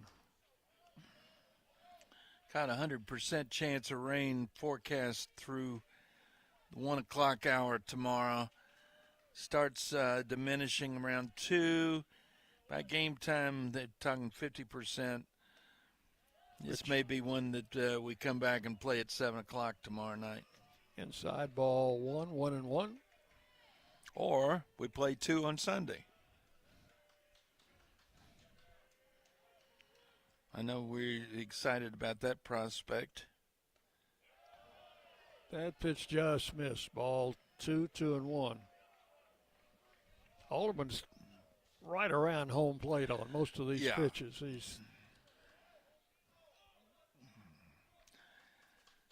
But I haven't noticed yet that a feeling that he's getting squeezed. He's just missing. Ball 3 is inside. Yeah, he was lucky he didn't hit him. 3-1 to Johnson. Runners at first and second, 2 outs.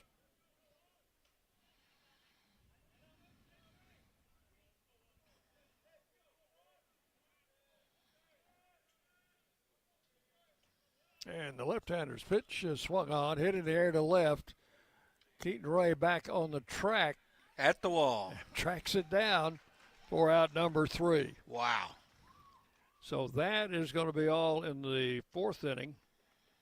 Gamecocks go down, no runs, 1 hit, 2 left. And we'll go to the bottom of the 4th. Middle Tennessee 3, Jacksonville State 1. You're on the Blue Raider Network from Van Wagner. This is Chip Walters, and I'm honored to be your 2024 MTAR Realtor of the Year. I'm with Exit Realty Bob Lamb & Associates, and like many of you, I've seen the real estate market shift and change. People often ask, Chip, what's really going on? Well, that's a great question, and I believe in answering with solid, factual data. So let's cut through some of the noise. I invite you to reach out. Let's have a conversation about your real estate goals and the current market trends in your neighborhood. You can find all my contact information at choosechip.net. Will Fraley, attorney at law, has experience you can count on. Former Blue Raider baseball player and MTSU alum Will Fraley serves Murfreesboro and the surrounding communities. Put a strong and experienced legal fighter on your case. Give Will Fraley a call and he can handle all of your legal matters, including criminal and domestic or family law. Visit willfraleylaw.com or call 615-410-7290. The Blue Raiders are on News Radio WGNS.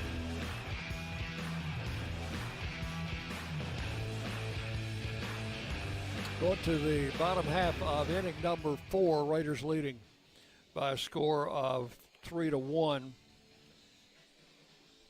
May the 2nd, on this date in 1939, Lou Gehrig voluntarily benches himself for the good of the team. So his consecutive game streak of games played stops at 2,130. He was replaced in the lineup by Babe Dahlgren, who hit a home run and a double as the Yankees defeated the Tigers 22-2. And Gehrig never played again. Never. Pitch is low, ball 1. And Keaton Ray, the batter. There's a myth that he took himself out of the ball game, but if he had taken himself out of the ball game, that would have not ended the streak. The streak wouldn't have ended till the next day. Strike but call. He took himself out of the starting lineup. Strike call makes it 1-1 to Keaton Ray. And the pitch to the plate is swung on, fouled out of play. 1 ball, 2 strikes. Ray hit into a fielder's choice in the first inning, and that was what probably was going to be a double play ball. But the second baseman threw the ball away. There's a fly ball to center. It's going to be caught out there by Williamson for out number 1. And that play led to the Raiders' 3-run inning. 2 of those runs earned, 1 unearned. Matt Wolf, the batter, he tripled off the right field wall in the first inning to drive in the 3rd run of that inning. And for Wolf, it was his first 3-base hit of the season.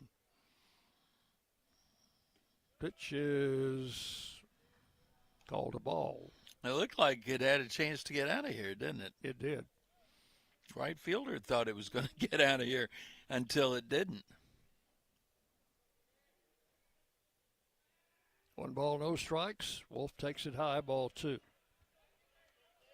2-0. Matt had a good series in New Mexico and comes in here with a 5-game hitting streak, which he has now extended to 6 games with that first inning hit. It's backed him away inside, ball 3. There weren't many Raiders that could say that they had a good series in New Mexico. That was a tough weekend. 3 balls, no strikes. He took a strike, and it's 3-1. Matt Wolf, transfer from Vanderbilt. Said he enjoyed going back and visiting with some of his former teammates. There's ball. Did he call that a strike? He called that a strike. That ball was low and away. And Matt Wolf knew it, and he had started to first base, and he is recalled. And that was not a case of trying to sell. Now, time is called, and they called him out. Now, what is going on? Did the pitch clock run out? It must have. And if the batter is not ready, they can call the strike. And that becomes a strikeout. Did they start the pitch clock as he was on his way to first base? He must have. Because of the bad call by the umpire, he's called out. We've already had one of those in this game. We don't need another one.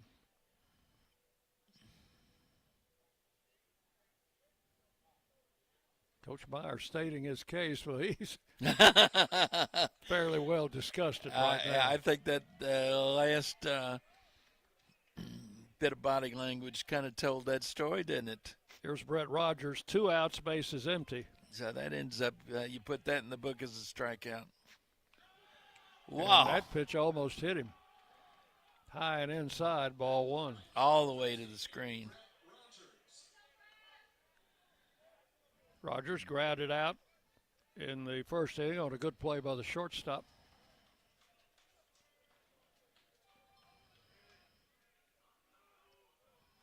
This is lefty-lefty, and the pitch to the plate is high, ball 2. 2-0.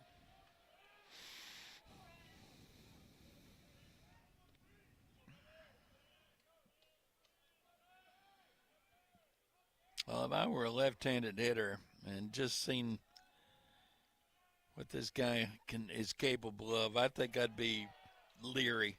Strike call, 2-1.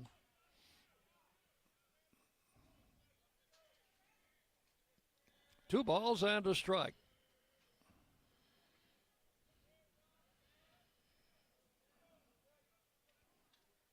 Phipps with the pitch. Right up the middle, a base hit. Just past the pitcher's mound.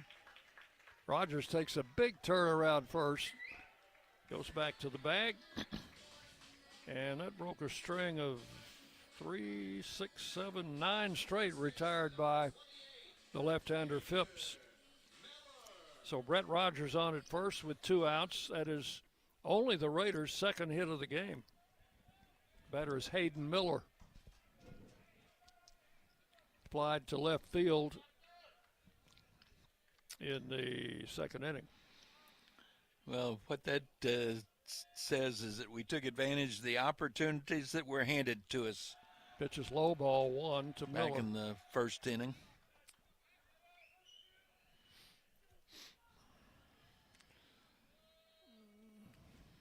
You hit a batter, make a bad throw, we're going to take advantage. One strike to count to Miller, runner at first. Left-hander comes set. And the pitch. Swung on, ground ball in the hole. No, third baseman's got it. Low throw to first, but in time. So that is all in the fourth.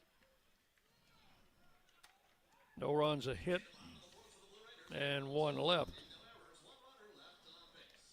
So we have completed 4 innings. Middle Tennessee, 3 runs, 2 hits, no errors. And Jacksonville State, 1 run, 4 hits, 1 error. Raiders leading 3-1. We go to the 5th inning on the Blue Raider Network from Van Wagner. Today's game is brought to you in part by proud partners of Blue Raider Athletics, Grannis & Associates, certified public accountants. They provide a full range of tax preparation, accounting, and bookkeeping services for both business and individual needs. That's Grannis & Associates. Give them a call at 615-895-1040 or visit Grannis & Associates online at gcpas.com.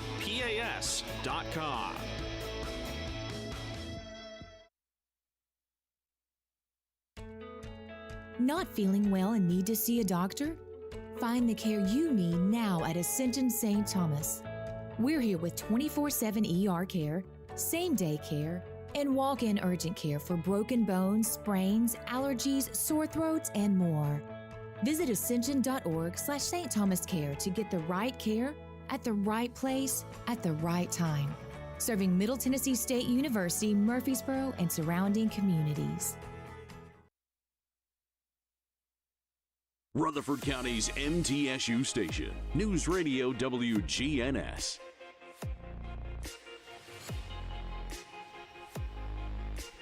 And we take this game to the 5th inning. The Raiders leading 3-1. Game 1 of a 3-game series with the Jacksonville State Gamecocks from Jacksonville, Alabama. Cooper Blauser will lead it off in the 5th. Blauser has walked and struck out. Blauser, right-handed batter.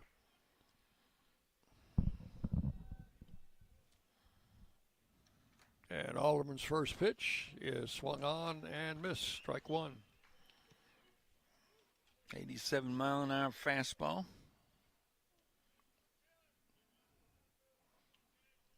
Alderman will top out about 90. Pitch is high, 1-1.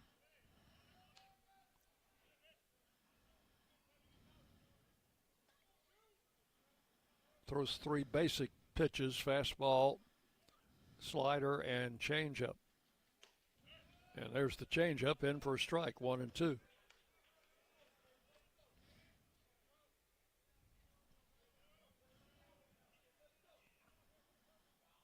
Blauser leading off the 5th. Just barely missed the corner. 2 balls, 2 strikes now. Blauser, the second baseman for the Gamecocks. And the 2-2 pitch. Ground ball left side. Charging. Badalak. Nice short hop pickup. Throw to first in time. That's that low. You're talking about a short hop. That was a short hop. Nice play by Badalak. That's one you'd either pick it up or you don't. That's right. And that's an easy one to clank. Here's Brady Thomas. He handled that one wonderfully. Thomas, the first baseman, a big left-handed hitter. And Alderman's pitch is outside, ball 1. Thomas has singled and walked, so he's been on base both times. So 3 of the 5 innings, Alderman has gotten the leadoff hitter. Strike called, and it's 1-1.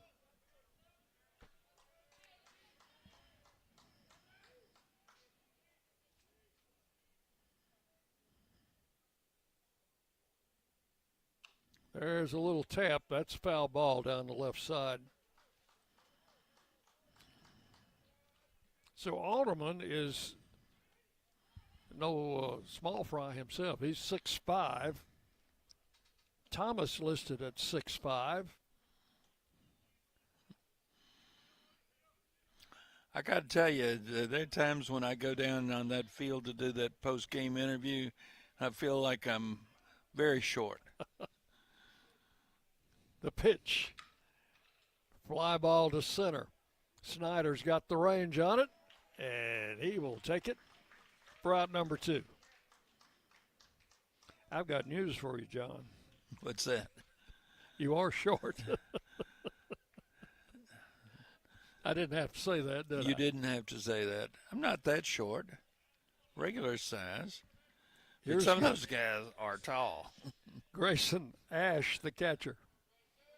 Let's say you've got catcher's height. How about yes. that? How's that? Is that all right? That would describe it perfectly. Pitch is high for ball 1. Ash has lined out and had a sacrifice fly to drive in their only run. That was back in the 3rd inning. There's ball 2. 2 balls, no strikes. Well, in the first and in the 4th, Allman got the first 2 batters of the inning and then gave up runners. Be nice to see a 1-2-3 Yes. inning. Swinging a foul. Boy, that bat, did you see where that bat ended? Down on deck circle. It ended, it actually hit the retaining wall. There's a pad, of course, along in front. But, well, the air tonight is heavy with moisture. That may be the reason that It some could of be. these fly balls are being caught instead of sailing out of here. 2-1, the pitch. Ooh, Oh. Wow. Where was that? Alderman even looked in. Yeah. And now it's 3-1. 3-1.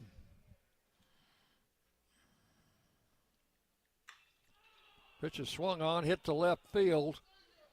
Ray is back. He can only watch that one. That one is going to leave the ballpark right in front of the Lee Victory Wall of Champions. And it is now a 3-2 game. So Ash has driven in both runs with fly balls. One was caught, one was not. That's his 8th of the year. I think that leads their team. It does. Hit number 5, run number 1 off Alderman. First pitch is a strike to Hortig, the designated hitter.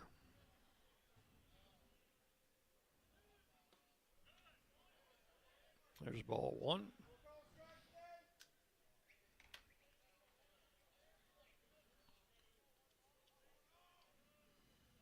One and one. Check swing at a strike. 1-2. So first 2 men retired and a solo home run. That's the 10th home run Alderman has allowed this season. There's ball 3. 3-1. So I'm going to fly foul out of play. That get in the grandstand? It did. That will fill the count up at 3-2. Base is empty, 2 outs. The 3-2 pitch. There's a ground ball to third. Long throw by Badalak and a nice pick by Miller to end the inning.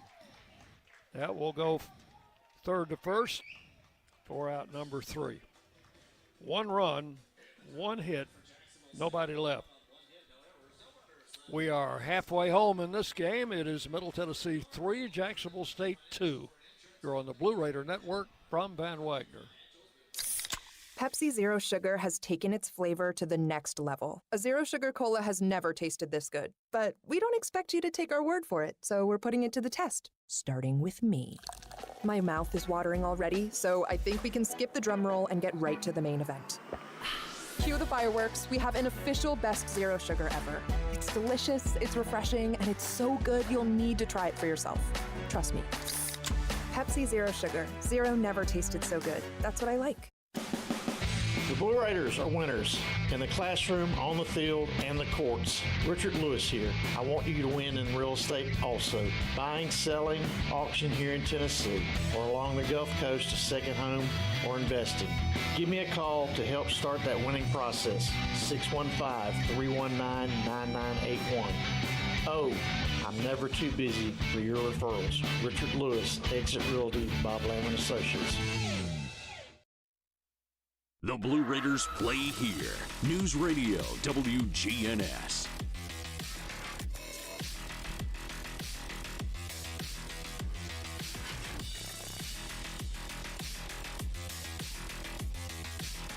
We go to the bottom of the fifth inning. Raiders leading 3-2. We'll have the number 9 hitter, Cooper Clapp, to lead off, then go back to the top of the order.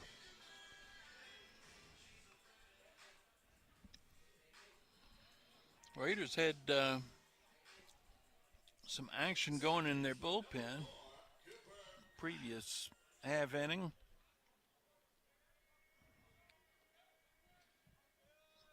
Looks like Cole Torbett he was the one that was loosening, still throwing down there. Jackson Phipps with the first pitch to Clapp, and it's a strike call, 0-1. I'm sorry. Cooper struck out in his first at bat. There's ball 1, 1-1. Alderman 94 pitches through 5 innings.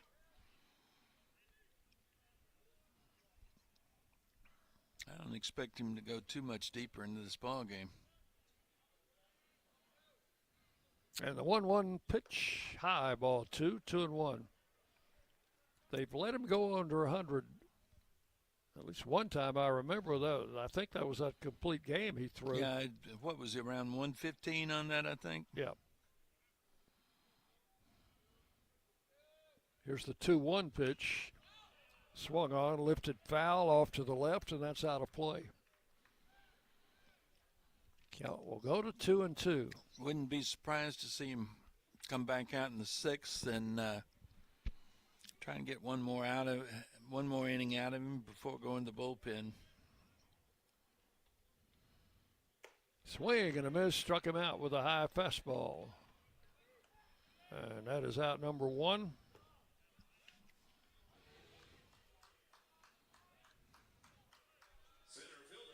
Strikeout number 5 for Phipps.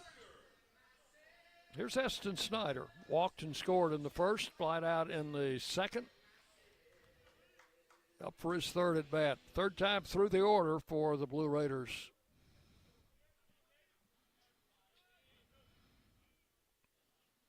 Pitch is high and away, ball 1 to Snyder. Raiders got 3 runs in the first and haven't really come close to scoring since that inning. 1 ball, no strikes.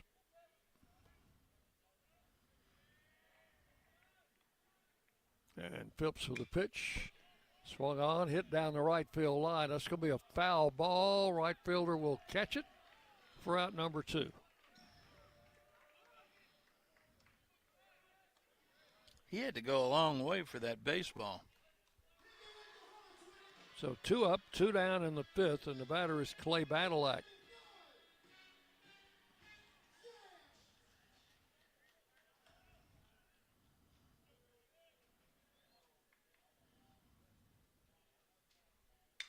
Badalak hits a sharp line drive, caught right off his shoe tops by the shortstop for out number 3. So that is a 1-2-3 5th inning. Nothing across. And we've completed 5 here at Reese Smith Field. Middle Tennessee 3, Jacksonville State 2 on the Blue Raider Network. From Van Wagner. Las Casas Drugs is a proud sponsor of Blue Raider Athletics, located at 4702 Las Casas Pike, just minutes from Murfreesboro. Las Casas Drugs strives to provide all of your pharmaceutical needs in that hometown atmosphere you deserve. Family-owned and operated, Las Casas Drugs offers free delivery, immunizations, drive-through window, gift shop, merchandise, and medication management programs. Come by and see how we can make a difference. And go Blue Raiders. At State Farm, when home and auto work as a team, you score and save money. I'm State Farm agent Andy Wama. Give me a call at 615-890-0850 and let's work together to win big by saving money on home and auto. With the service you get from State Farm, you might think our car insurance costs more. I'm State Farm agent Andy Wama. Give me a call at 615-890-0850 and let me show you with discounts up to 40%. You may find it even costs less. WGNS, the flagship station for Blue Raider sports. Back at Reese Smith Field, we go to the top of the sixth inning. Raiders on top of Jacksonville State, 3-2. Channel Alderman back to the mound. We discussed in the last half inning whether we expected to see him back. He is back. But there is work in the bullpen, backing him up, ready to go. The freshman pitchers dragging the infield. They're about done with their work. There we go. And we're ready to go.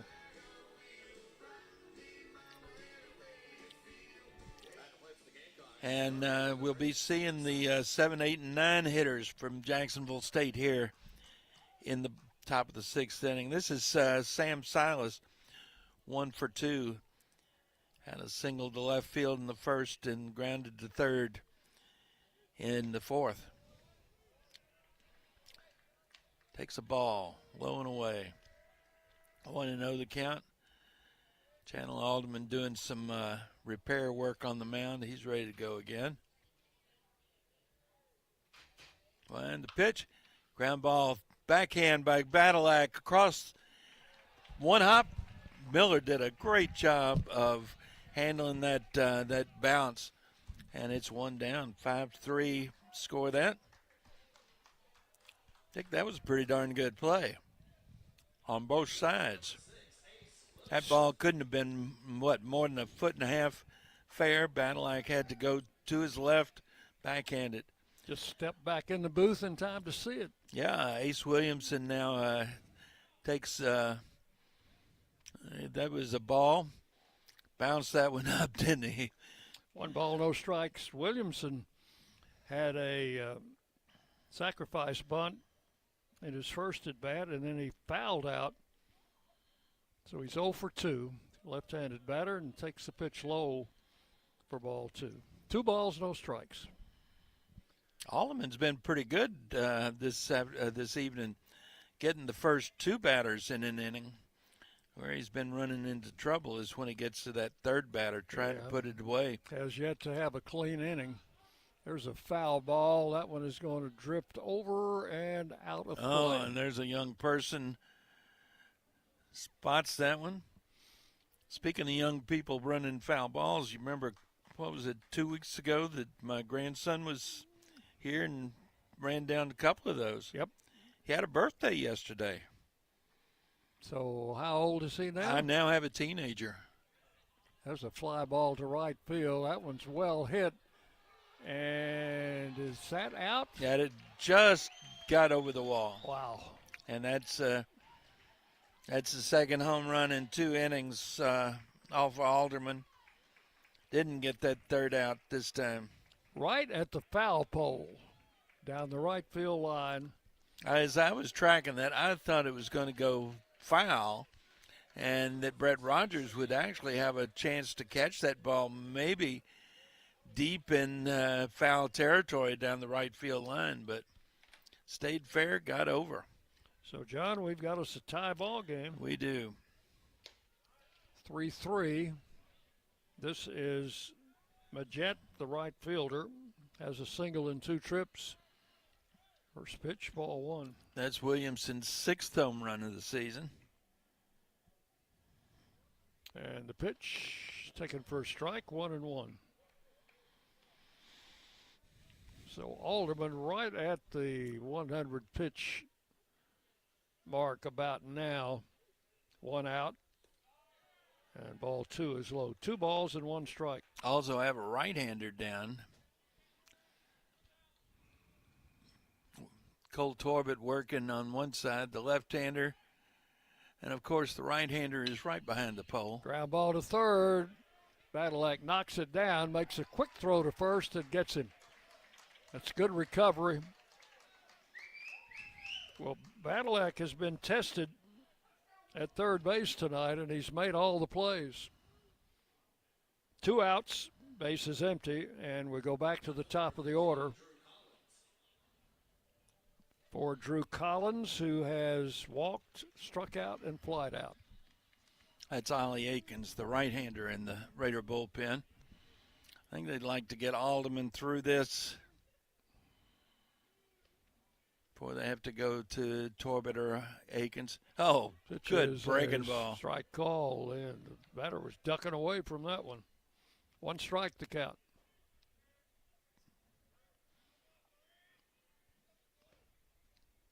And the pitch. Miss low for ball, 1-1. 3-3, we are in the 6th inning. First of a 3-game series. Ground ball to short. Matt Wolf scoops and throws in time, and that is not a 1-2-3 inning, but the home run spoiled that. 1 run, 1 hit, none left. We'll go to the bottom of the 6th inning. Jacksonville State 3, Middle Tennessee 3 on the Blue Raider Network. Ron Van Wagner. At Middle Tennessee Electric, we see the lines that link us all, illuminating our neighborhoods, empowering our businesses, and helping us to recharge. Because we believe in the power of good energy. Whether it comes from our grids, the sun, or a kind heart. And as your family and our region continue to grow, you can trust that we'll always be there for you. Middle Tennessee Electric, bringing good energy. Nothing is more expensive than a missed opportunity that could have changed your life. Maybe you're just graduating high school, or are working and need to earn a degree to advance your career. Or you aspire to be a leader, and a graduate degree can make that happen. Whether you're just starting out or retooling for the future, Middle Tennessee State University can help you get there. MTSU, the University of Opportunities.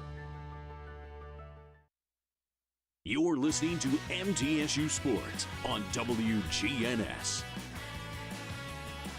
And we go to the bottom of the 6th inning in a 3-3 game. Dr. Davis Spivey and Murfreesboro Oral Surgery and Implant Center are proud supporters of Blue Raider Athletics. For over 25 years, Dr. Spivey has provided the best oral surgical care possible to our community. We appreciate his sponsorship. 3-4-5 hitters for the Raiders against the left-hander Jackson Phipps. Phipps been a pretty tough cookie tonight, has allowed 3 runs, but they all came in the first inning, and the result of a couple of walks and an error, and Raiders took advantage of some opportunities. There's a foul ball. First baseman's going to take it down the right field line in foul territory, and that's out number 1. Now, one thing about Phipps, I think you have to say that he's settled down since that first inning. Oh, yeah. And been very economical with his pitches. He's still under 80 here as we go to the 6th inning. Batter will be Brett Von Dolan. He has walked and grounded out.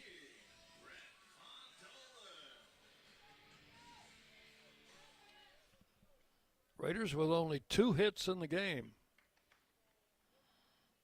Pitch to the plate, and it's a strike. 0-1.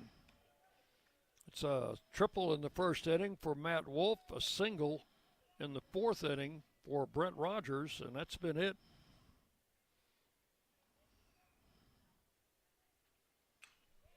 Foul to the screen. It's 0-2 to Von Dolan.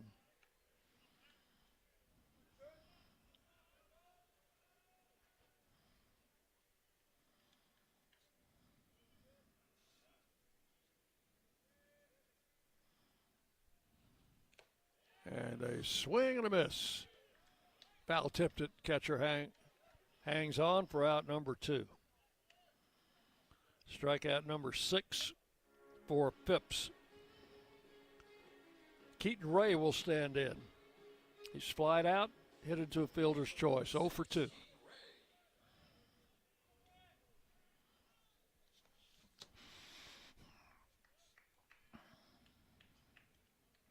Left-hander into the full windup, and the pitch is swung on, fouled back to the screen.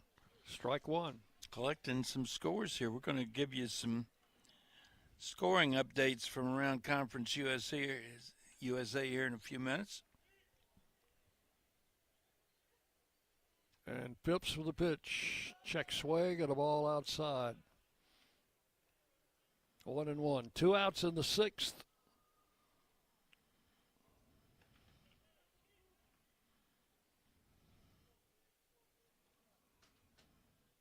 High inside, ball 2.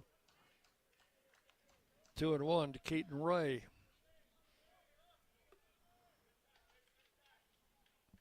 This left-hander's been a pretty tough cookie. Raiders haven't been able to do a lot with him. There's a swing and a fly ball to deep right center field. It's gone. And get out of here. Wow. You've been saying he was going to hit one. That is Keaton Ray's first home run of the season. Did I just say that at the first of the game? You did. I kind of felt like he was going to get that first one. That ball got over the fence out by the scoreboard in right center field, and now all of a sudden the Raiders are back on top. So the Raiders take a 4-3 lead on Keaton Ray's first home run of the season. That one had to feel good. And here's Matt Wolf. That is only the 3rd hit and the 4th run off Jackson Phipps. Wolf swings, hits a hot shot to 3rd. Third baseman up with it over to 1st, and that is going to retire the side. But in the 6th, Raiders match a home run with a home run. 1 run, 1 hit, nobody left. We have completed 6 full innings, and here are your totals for Middle Tennessee. 4 runs, 3 hits, no errors. Jacksonville State, 3 runs, 6 hits, and 1 error. Raiders lead 4-3 as we go to the 7th inning. You're on the Blue Raider Network from Bad Wagner. Hey, Blue Raider fans, this is Tim Page with Exit Realty Bob Lamb and Associates. Are you on the fence about selling your home? Feel overwhelmed at the thought of purchasing a new home? Well, it's time to get moving. For professional, personal real estate services, give me a call today and put me to work for you. 615-896-5656, or you can reach me at exitmurfreesboro.com. Let's go Blue, and I'll see you at the game. Will Fraley, attorney at law, has experience you can count on. Former Blue Raider baseball player and MTSU alum Will Fraley serves Murfreesboro and the surrounding communities. Put a strong and experienced legal fighter on your case. Give Will Fraley a call and he can handle all of your legal matters, including criminal and domestic or family law. Visit willfraleylaw.com or call 615-410-7290. The Blue Raiders are on News Radio WGNS.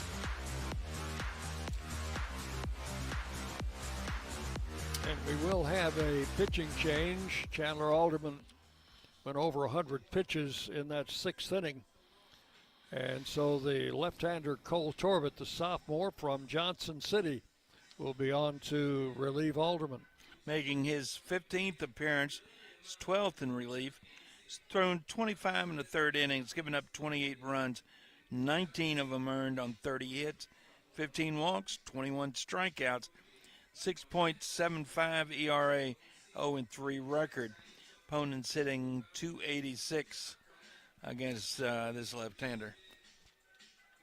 So Caleb Johnson will lead it off. A switch hitter. He will stay in the right-hand hitter's box against the left-hander Torbett. Chandler Alderman goes 6 innings, gives up 3 runs, all earned on 6 hits, 3 walks, 3 strikeouts, and a hit batter.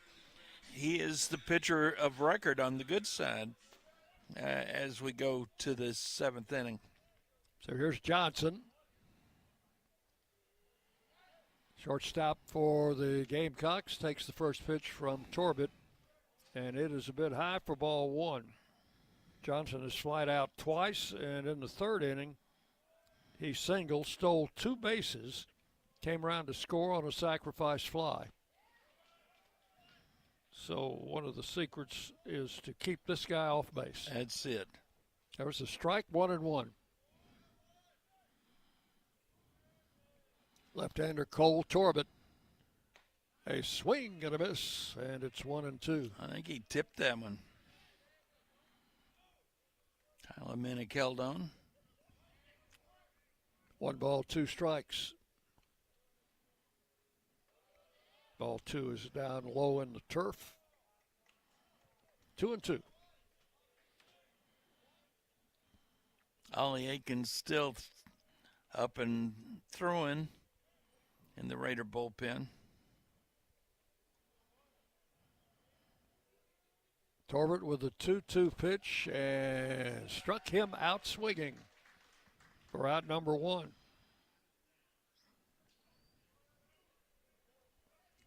So with 1 out, the batter is Cooper Blauser, who has struck out, grounded out, and walked.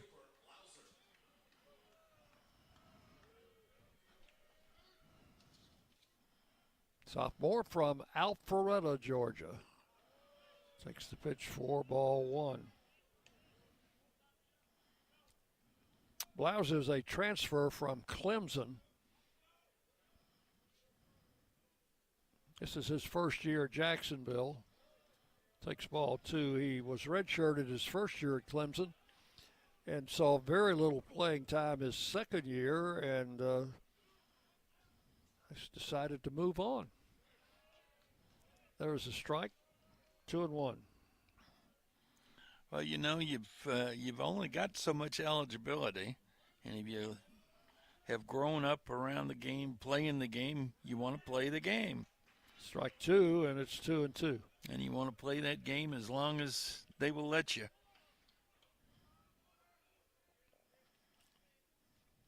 So Torbett ready with a 2-2 pitch, and it is swung on, fouled off to the right, out of play.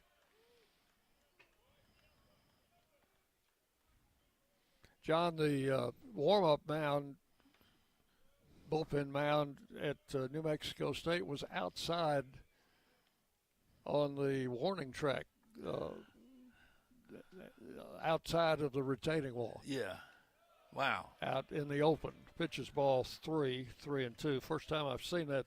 In fair territory. In a way. Yeah, well, no, it was in foul territory, Okay. but it was in playable foul territory. The way it used to be in the old ballparks. Yes. There's ball 4. Of course, their bullpen mound was enclosed. So a 1-out walk to Blauser. Well, in the old days, there were some enclosed bullpens, but not many of them. Here's Brady Thomas, the first baseman. He's flied out, singled, and walked. Runner at first. Now Blauser's a threat to run. Aren't they all? He's got 18 stolen bases. Pitch to the plate, strike call, 0-1. This is a lefty-lefty matchup. Big lefty at the plate and a little lefty on the mound. Well, not that little. Throw to first, runner back. Cole Torbett listed at 5'10", 185, but he was quite a football player in high school as well as a baseball player, wide receiver. Here's the 1-strike pitch, and it's outside, 1-1. I can see Thomas being a football player, but probably a tight end. Yeah.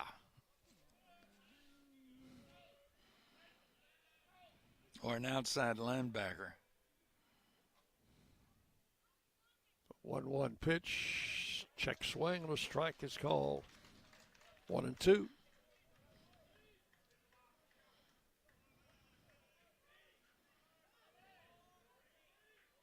Thomas was a two-way player in junior college, pitcher and hitter, and hit 16 home runs his second year in junior college. Which is outside, 2-2.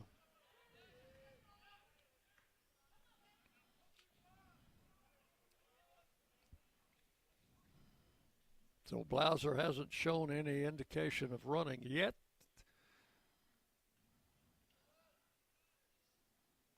Torbett throws to first, and he's back. Game 2 of the series, 3 o'clock tomorrow afternoon. Our pregame show at 2:45. Everything goes as planned. The pitch outside, all three. Probably look for him to run on this pitch. 3-2 with one out here in the seventh. About a nice strike him out, throw him out, double play.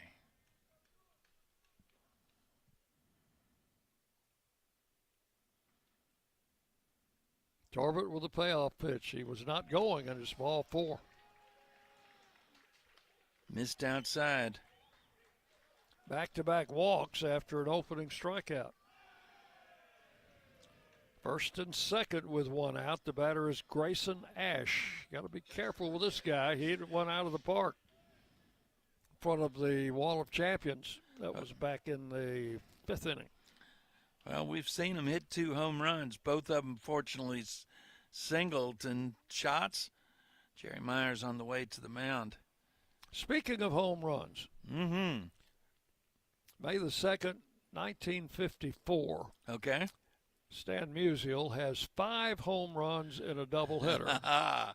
The man. I think I told you I was at that game. You did indeed. That was against the Giants in St. Louis. And also in the ballpark, along with yours truly, was an 8-year-old named Nate Colbert. Nate Colbert. Who will eventually be the only other player in history to match that feat. 5 home runs in a doubleheader. Wow. Cardinals won the first game 10-6. Giants won the second game 9-7. Jerry Myers finished with his talk, and that gets they're going to have a little conference now. Is that Coach Beazer and Grayson Ash? Probably so. Kind of hashing over what they think Jerry Myers might have just said. So how did you end up being at Sportsman's Park that day? I don't know. I remember that right field screen, though. Out in front of the pavilion, yeah. In front of the grandstand, yep. All right, here's Ash, right-handed batter. He's driven in 2 of their 3 runs. And the first pitch to him, low for ball 1. I grew up listening to Harry Carey talking about those Stan Musial home runs going out over the pavilion onto Grand Avenue there in St. Louis. And the pitch. Ground ball to short. Out at second. Relay to first. Double play. Pitcher's best friend pays a visit in the 7th inning. That is a 6-4-3 double play, and that will end the inning. You think that's what Coach Myers told him? You need a double play ball? Yeah, throw a ground ball. So in the inning, no runs, no hits, and 1 left. We will go to the bottom of the 7th inning stretch time here at the ballpark. It is Middle Tennessee 4, Jacksonville State 3. You're on the Blue Raider Network from Van Wagner.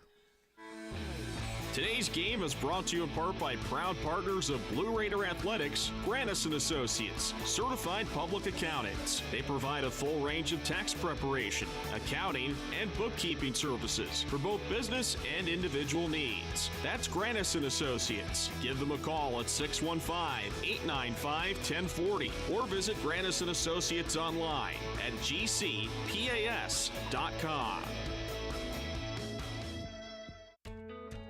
Not feeling well and need to see a doctor? Find the care you need now at Ascension St. Thomas.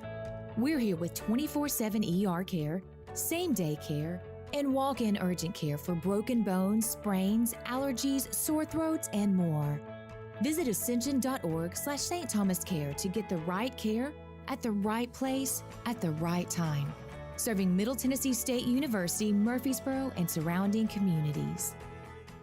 Rutherford County's MTSU station, News Radio WGNS. And before we go to the bottom of the seventh inning, take a scoreboard look presented by the Daily News Journal. Read all about Blue Raider sports in the DNJ, Rutherford County's first sport source for news, sports, and much more. What you got there, John? Well, what I've got is this. Liberty at Sam Houston, they were postponed. They'll play 2 tomorrow. Up in Bowling Green, Louisiana Tech visiting Western Kentucky. Hilltoppers on top of that one, 8-4. They're in the top of the seventh inning. Out in Dallas, FIU visiting. They're in the bottom of the seventh. FIU on top, 9-7. DBU had a 7-2 lead, or it was 7-4, and FIU put up a 5 spot on them in the top of the seventh inning. Down in Georgia, they're in the bottom of the ninth inning. New Mexico State 9, Kennesaw State 5. They're in the bottom of the ninth, 1 out, 1 on. They're in a rain delay. A rain delay in the bottom of the ninth? With 1 out and 1 on. Oh, my goodness. And I just checked the weather for Kennesaw, Georgia, and the rain is expected to stop in a half hour, maybe. Okay, so they will either get started again sometime in the next 45 minutes, or what I suspect is that at some point they'll just suspend it and play that last inning in the morning. Well, I guess we got New Mexico State on the winning track, didn't we? We did. They took 3 straight from us out there. Okay, leading off the bottom of the seventh inning for the Raiders, Brett Rogers. And that's Phipps still out there. Rogers had a single in the fourth. He's 1 for 2. One of only 3 hits for the Raiders in this game, but we lead it 4-3. There's smash to left field or right field. There's another base hit. Brett Rogers, second hit of the game, and jumped on that first pitch. Hit number 4 for the Raiders, and Rogers has half of them. He's at first with no outs.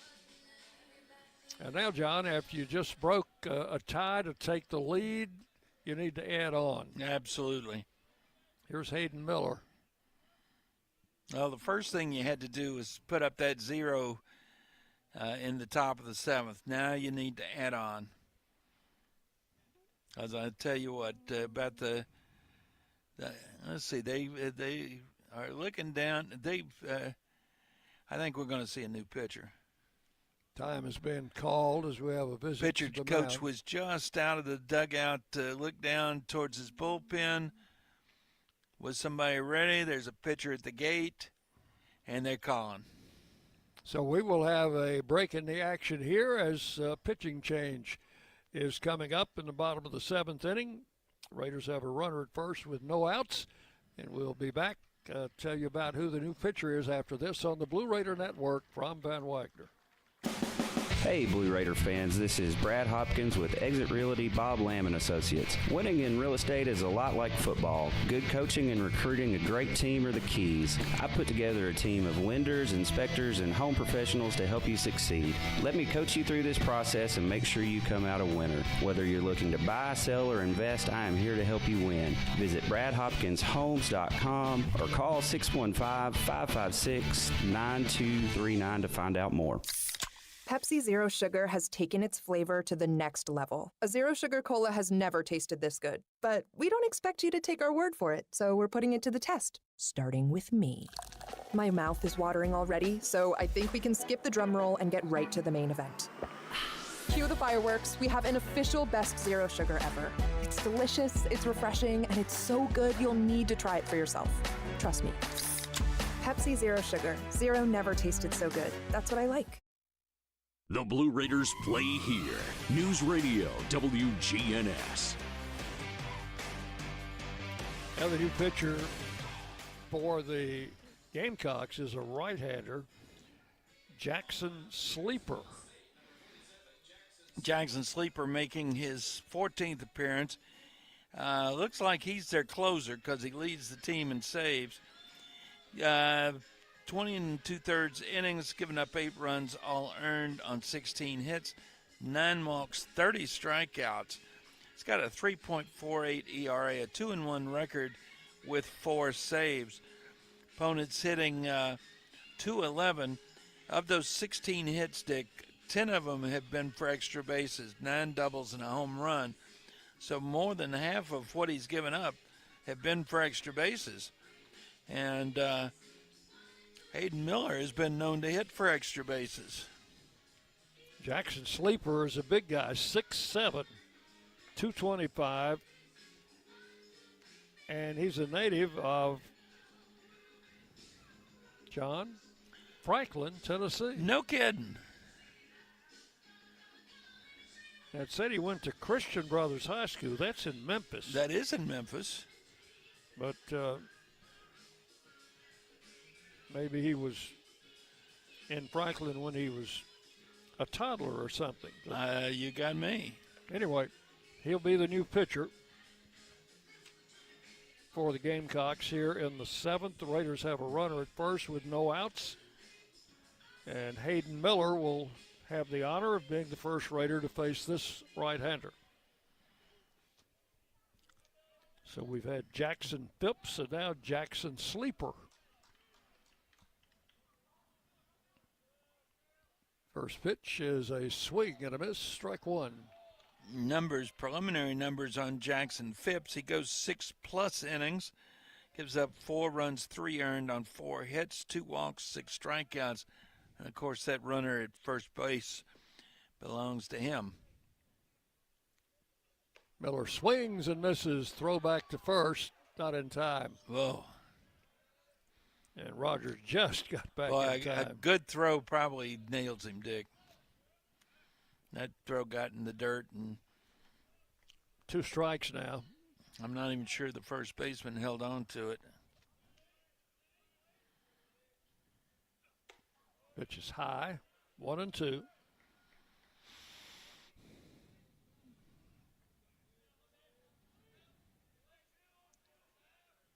Raiders leading 4-3 and try to add something to that lead. Long look by the pitch and a swing and a ball popped foul. First baseman coming over in foul ground, halfway between home and first. Make the catch for out number 1. That's 1 out in the 7th. I bet you Cooper Clapp is glad that he's not facing Jackson Phipps this at-bat. Struck out twice against him.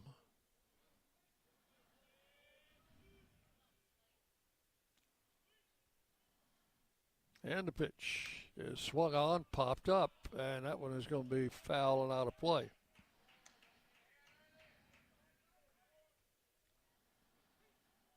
One strike, the count. Kevin Nichols, coaching third, going through some signs.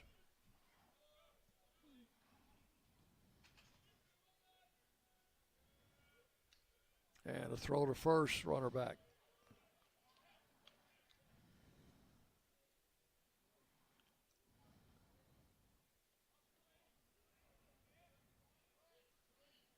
One on, one out. We're in the 7th. Raiders leading 4-3. Right-hander with a pitch to the plate and a swing and a miss. Had him out in front of a... Count is 0-2. Probably a slider. That was a ball outside, 1-2.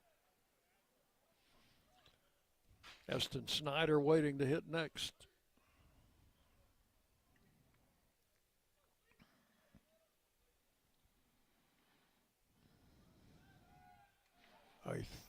Did he throw that ball away? No, first baseman stopped it. Did he kind of try to deke him there? I think what happened, it was a bad throw. Yeah. And it might have hit Clapp. You mean Rogers? Yeah, Rogers, rather. Clapp's at the plate. Yeah, it might have hit Rogers. So the 1-2 pitch. It should have been down the right field line. And it's taken high for ball 2. The way the first baseman turned, it looked like he thought it was going to be down the right field line. And all of a sudden, unfortunately, Brett Rogers could, if nothing else, could feel what had happened and knew that the baseball was right there beside him. There he goes.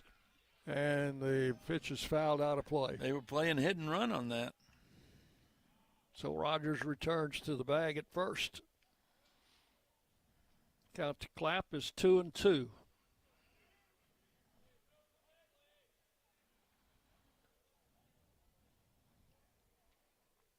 Right-hander comes set. And the pitch. Runner not going there, and it's into the turf.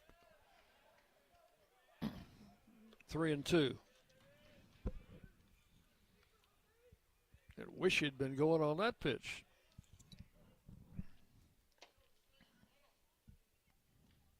So full count. Rogers leads at first, draws a throw. Back in time.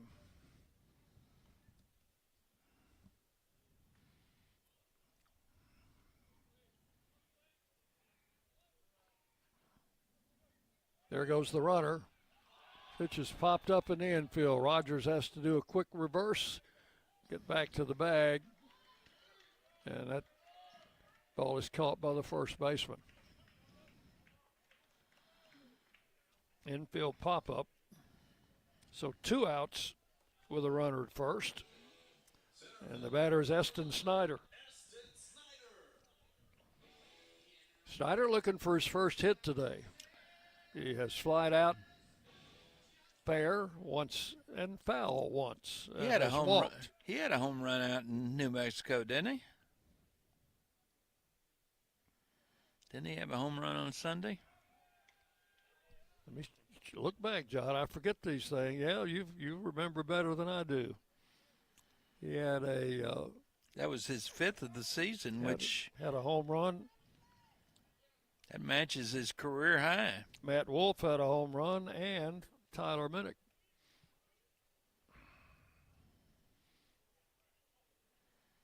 There's another throw over to first, and Rogers back in time. And again. Got him. That was the first baseman faked the throw back to the pitcher and put the ball on him. That's something that should never happen. Yep. But that is all in the 7th. No runs, 1 hit. Nobody left. As Rogers has actually picked himself off that first base. That is not quite the hidden ball trick, but it had a similar feel to it, and certainly the same result. Okay, we have finished 7. It is Middle Tennessee 4 and Jacksonville State 3. You're on the Blue Raider Network from Van Wagner. When the arena lights dim for a concert, or when the crowd becomes one at a big game, you can almost feel like you're the biggest fan. But who's your biggest fan? It's the person that will get you home safely after a night of drinking. It's the person who looks out for your life to make sure you leave the stadium with someone sober. This could be a designated driver or someone who offers to get you a ride share. Because in Tennessee, fans don't let fans drive drunk. Brought to you by the Tennessee Highway Safety Office, a division of the Tennessee Department of Safety and Homeland Security. Hey, Blue Raider fans, we know life comes at you fast, but with the right insurance, you'll always be covered. Whether it's home, auto, or life insurance, your local State Farm agent, Trevor Haggard, former MTSU baseball player, is here to help you protect what matters most. Give them a call at 615-203-5522 and find the right plan for you. Like a good neighbor, State Farm and Trevor Haggard are here to help. 615-203-5522. WGNS, the flagship station for Blue Raider sports. Go to the 8th inning, and the Raiders leading 4-3. Cole Torbett came in the 7th for Chandler Allman, struck out a guy, walked a couple of batters, and then got a double play ball to get out of the inning. So here's Horning, the designated hitter, 0 for 2. He's been hit by a pitch once. Takes a cut at the first one, fouls it back. 1 strike to count to Horning. He'll be followed by Silas and then Williamson.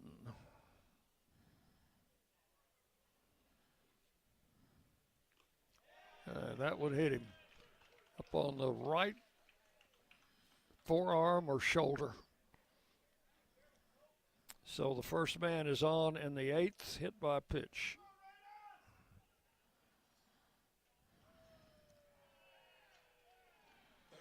We have hit a lot of batters this season. We have. I've got it as 55. That's what, the second one tonight? Yeah. 57 on the season. There's a strike call to Silas. And how many have opposing pitchers hit of our players? Well, let's see. Our players have been hit 36 times. Yeah, it's a big difference, isn't it? It is. Now, that number from our pitchers sounds, you know what it is for Jacksonville State? No. 83 coming in. Their pitchers? Yes. Goodness. 1 strike to count. That may be one of the reasons their batting averages against. Silas hits it up the middle. Clapp got him. Picked it up and got it to second in time. Well, he fumbled it, but he got it over to Matt Wolf in time to get the force. So that'll go second to short. Kept that ball from getting into the outfield. That's the important thing. Knocked it down, stayed with it long enough to make that flip and get the lead runner. So that's a fielder's choice for Silas. He's at first with 1 out. Williamson, and you got to watch this guy, hit one out of the ballpark in the 5th inning. Takes a strike, 0-1. Yeah, that was his 6th home run of the season. That also extended his hitting streak to 9 consecutive games, which is the longest streak on their team. Check swing and outside for ball 1. 1-1. That six home runs is second on the ball club, only to Grayson Ash, who has 8 now. Throw to first, runner back.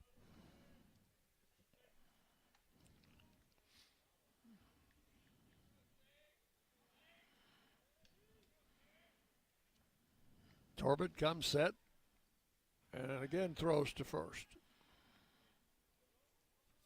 Crazy night down in Dallas, Dick. FIU and Dallas Baptist, bottom of the 8th, they're tied now at 9 apiece. Which is a strike called. I had the count at 1-1, which would make it 1-2 now, and I think that's what the umpires got.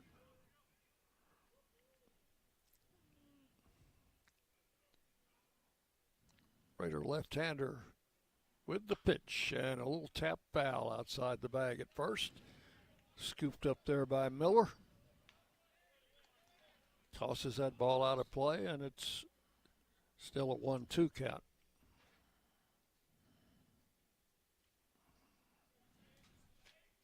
One on, one out. We're in the 8th inning.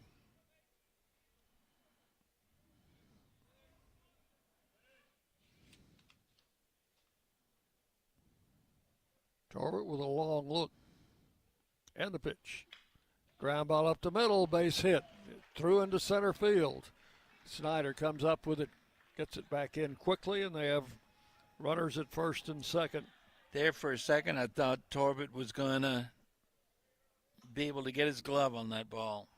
Didn't react quite quickly enough. So that is the first hit allowed by Torbett since coming in. First and second. And the batter is Majette, the right fielder. Switch hitter batting right-handed. Got a little infield hit back in the fourth inning. Throw back to second, runner back. Grounded to third against the left-hander, the left-hander Alderman. He was the next to last hitter that Alderman faced in the sixth inning. And the pitch. That's in for a strike. 0-1 to Majette. Need another inning-ending double play, Dick.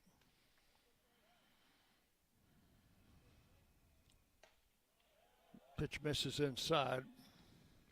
1 ball, 1 strike. Raiders leading 4-3. We're in the 8th, tying run at second. And a foul out of play. Clunks in the grandstand. Mm-hmm. 1-2. There's somebody that decided to.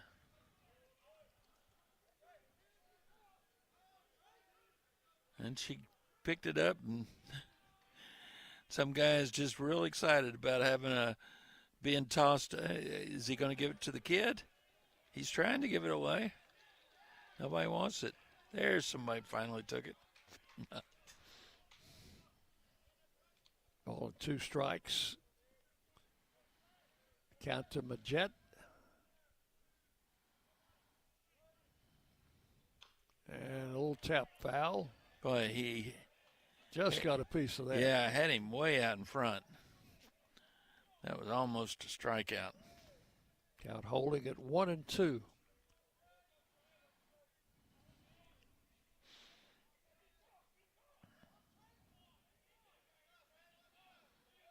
Torbett, the left-hander, comes set.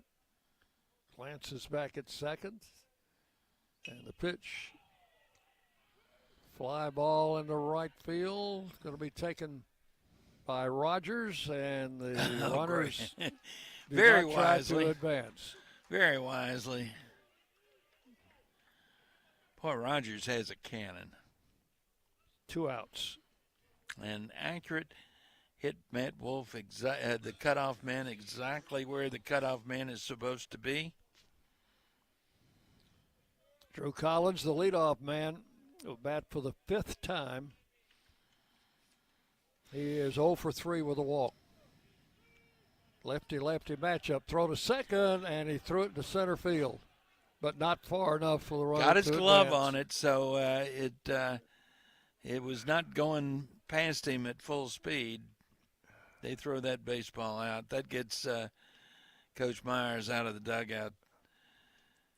He's, what do you go out and you say, son, don't throw this ball away? I think you might say, let's work on the batter. Yes, here we go. Here's the deal. You got 2 outs. You got a lead. Concentrate on the batter. You working lefty-lefty.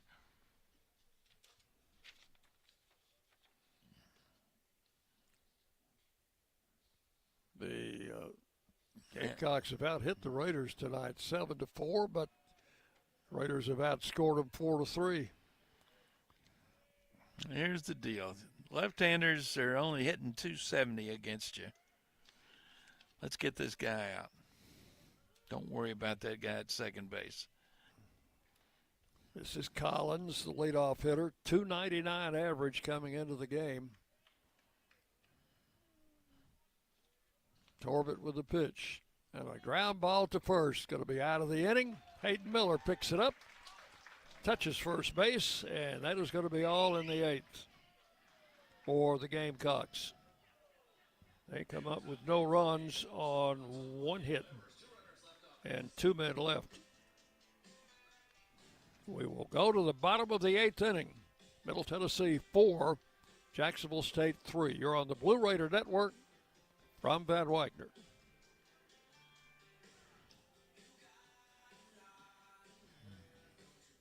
This is Chip Walters, and I'm honored to be your 2024 MTAR Realtor of the Year. I'm with Exit Realty Bob Lamb & Associates, and like many of you, I've seen the real estate market shift and change. People often ask, Chip, what's really going on? Well, that's a great question, and I believe in answering with solid, factual data. So let's cut through some of the noise. I invite you to reach out. Let's have a conversation about your real estate goals and the current market trends in your neighborhood. You can find all my contact information at choosechip.net.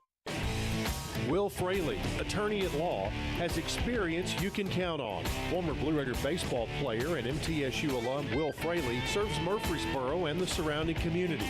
Put a strong and experienced legal fighter on your case. Give Will Fraley a call and he can handle all of your legal matters, including criminal and domestic or family law. Visit willfraleylaw.com or call 615-410-7290. You're listening to MTSU Sports on WGNS.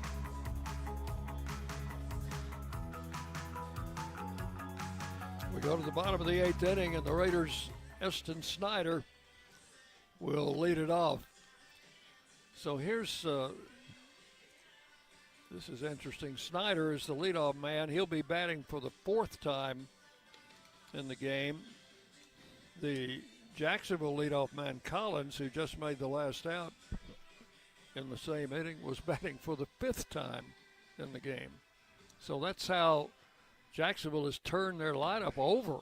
Yeah. At least one full revolution more than the Raiders have.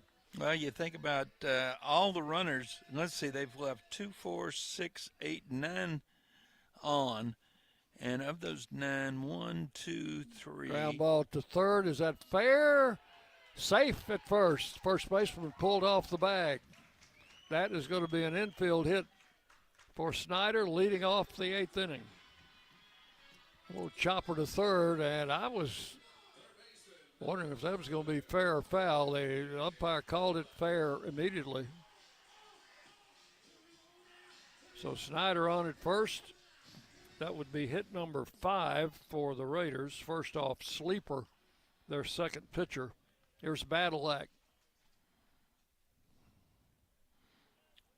So we were talking about turning your lineup over. He bunts, but it's going to be a foul ball back by the Gamecock dugout. So Jacksonville State has left 9 on. 6 of those runners they've left on have been in scoring position. The Raiders, on the other hand, have only left 1 runner on tonight. No, make that 2. They just haven't had many runners. That's right. Badalak pulls the bat back, does not offer 1-1.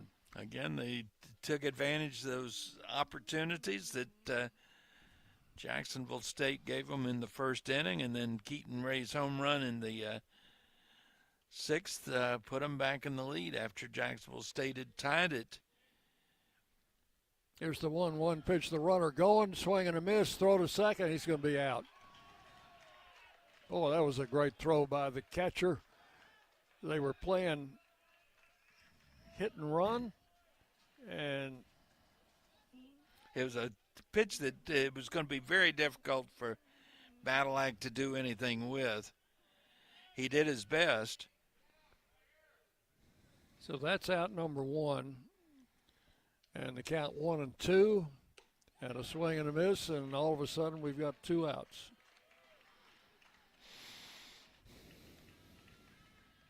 Well, the inning started with a rather promising outlook. Well, so much for that, right? Yep.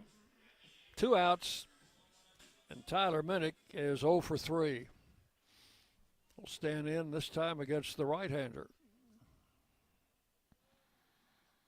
Takes pitch inside, ball 1. Tyler didn't have any luck against the left-hander. Maybe he'll do better against the right-hander. Swing and a miss, 1-1.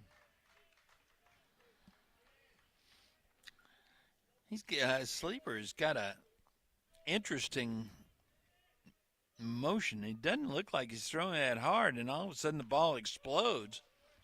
Foul back to the screen, 1-2. He's throwing right at 90 when he throws his fastball, but he's throwing a pretty good changeup. That was a changeup at 81, and it was exactly the same motion. High for a ball, 2-2.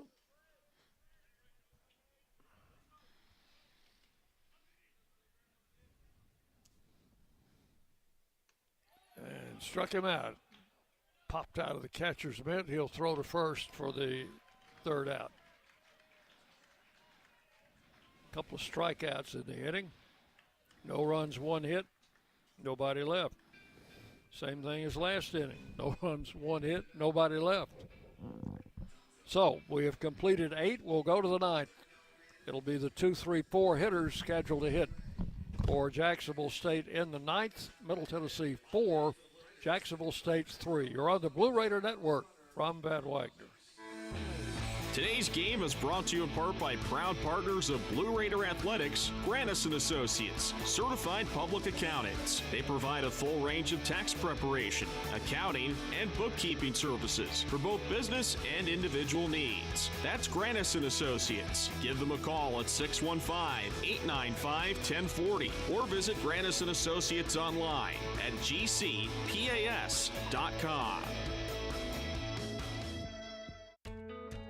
Not feeling well and need to see a doctor? Find the care you need now at Ascension St. Thomas. We're here with 24/7 ER care, same-day care, and walk-in urgent care for broken bones, sprains, allergies, sore throats, and more.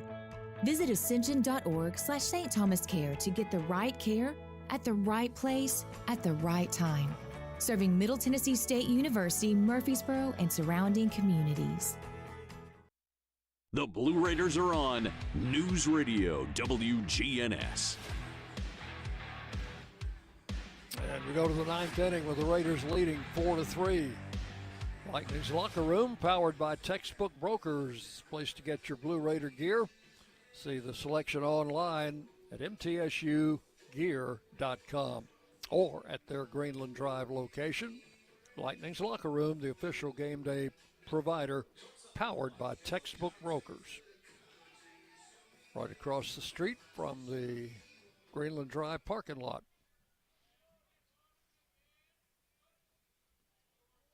Cole Torbett pitching to Caleb Johnson, leading off the 9th. First pitch in for a strike.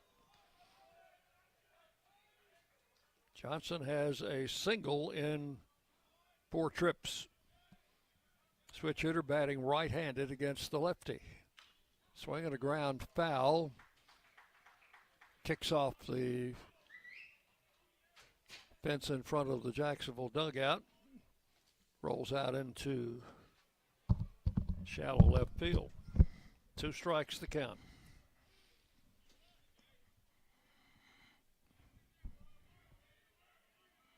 Torrent with the 0-2 pitch, and it is low for a ball. 1-2.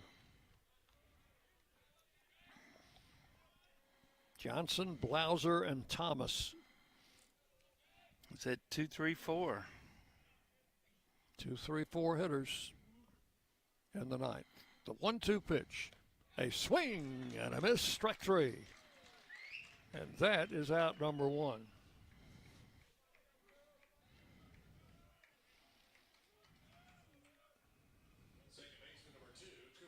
Here is Blauser. He has struck out, walked twice, and grounded out. He'll bat from the right side.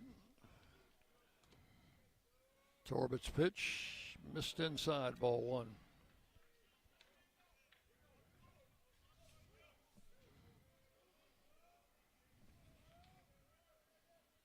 And the lefty delivers. Swung on, a fly ball to left. Keaton Ray is back, and that one is out of the ballpark. And we have got a tie game. Again, that was right in front of the Wall of Champions. straightaway left field. That is the third home run hit by Jacksonville State tonight. That's Blauser's third of the season. Thank goodness all three of those home runs have been solo shots. John, this team coming into the game had only hit 34 home runs all year as a team. There's a ground ball to second. Klepp up over to first. That's out number 2. While the Raiders had hit 52, and yet tonight they have 3 home runs. And we have 1. Well, that's the way it goes. Well, they've so it's a 4-4 game. Grayson Ash, who has one of those 3 home runs, has driven in 2 of their 4 runs. Infield has gone into a shift for him, playing him to pull.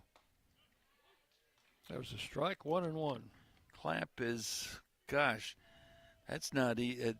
That's got to be what, 8 or 10 steps left to the bag. They're all back. There's a foul down the left field line. So it's 1 ball, 2 strikes to Ash. So the Raiders will have Von Dolan, Keaton Ray, and Matt Wolf doing the bottom of this inning.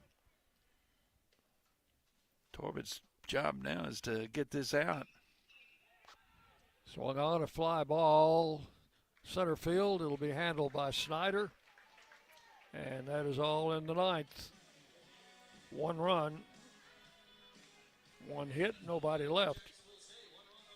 And we will go to the bottom of the 9th, all tied up. Middle Tennessee 4, Jacksonville State 4 of the Blue Raider Network from Van Wagner. Pepsi Zero Sugar has taken its flavor to the next level. A Zero Sugar Cola has never tasted this good. But we don't expect you to take our word for it, so we're putting it to the test, starting with me. My mouth is watering already, so I think we can skip the drum roll and get right to the main event. Cue the fireworks. We have an official best Zero Sugar ever. It's delicious, it's refreshing, and it's so good you'll need to try it for yourself. Trust me. Pepsi Zero Sugar. Zero never tasted so good. That's what I like. The Blue Raiders are winners in the classroom, on the field, and the courts. Richard Lewis here. I want you to win in real estate also. Buying, selling, auction here in Tennessee, or along the Gulf Coast, a second home, or investing. Give me a call to help start that winning process. 615-319-9981. Oh, I'm never too busy for your referrals. Richard Lewis, Exit Realty, Bob Lamb & Associates.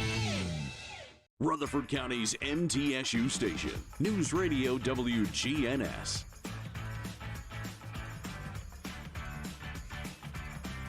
And we go to the bottom of the 9th inning in a 4-4 game. Game 1 of a 3-game series here at Reese Smith Field. And the pitcher, Jackson Sleeper, remains in. He's worked 2 innings. Cole Torbett worked 3 innings in relief, only gave up 2 hits, but one of them was a home run in the top of this inning that tied the score at 4. Here's Brett Von Dolan. Of course, he could end it with 1 swing of the bat. Sure could. They used to say time about is fair play. Here's Sleeper's pitch, and it's outside, ball 1. Von Dolan has walked, grounded out, and struck out. Got a left-handed hitter on deck. A swing and a miss. He was trying to end it on that swing. Well, he sure was. Sleeper is a whole lot more successful against right-handers than he is left-handers. And strike 2 is called, 1-2. Right-handers only hitting 137 against him, but left-handers. Let's see, I had that number just a second ago. 1 ball, 2 strikes to Von Dolan. And the pitch. Swing and a foul. Just got the tip end of the bat on it. Yeah, Right-handers only hitting 137. Left-handers hit 360 against him. Keaton Ray, who homered his last time at bat, is on deck.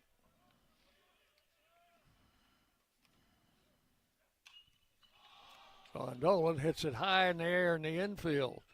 First baseman makes the call, and he will make the catch for out number one. High infield pop-up for out number one. Keaton Ray hit his first home run of the season in the 6th inning. A drive into right center field, which cleared the fence just below the scoreboard. I think he just settled for getting on base here. Pitch is outside, ball one. Matt Wolf to follow.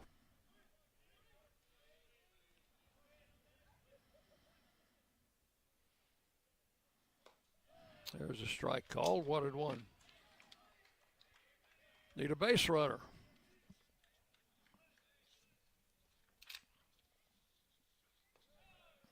Ball two is low and inside. 2 balls, 1 strike.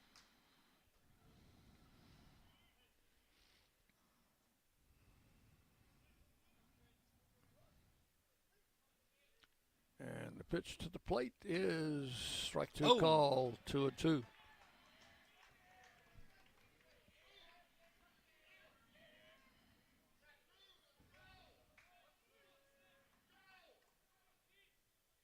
The right-hander's pitch is way outside for ball 3.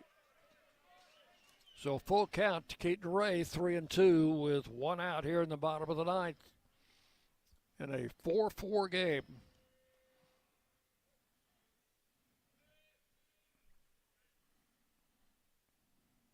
Here's the payoff pitch. And he struck him out swinging. That's out number 2, 2nd strikeout, the 3rd strikeout. I think we've got some Jacksonville State fans down here to our left. And the ones making all that noise. I think there are more of them than there are Raider fans in this ballpark now. Here's Matt Wolf. Has a triple in 3 trips. Takes a strike at the knees, 0-1.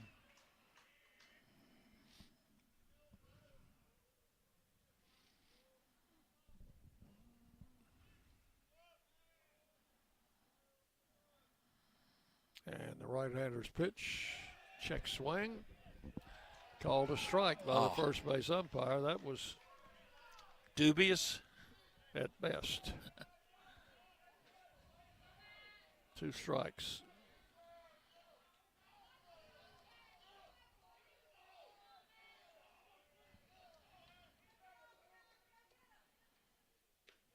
Ball outside, 1-2.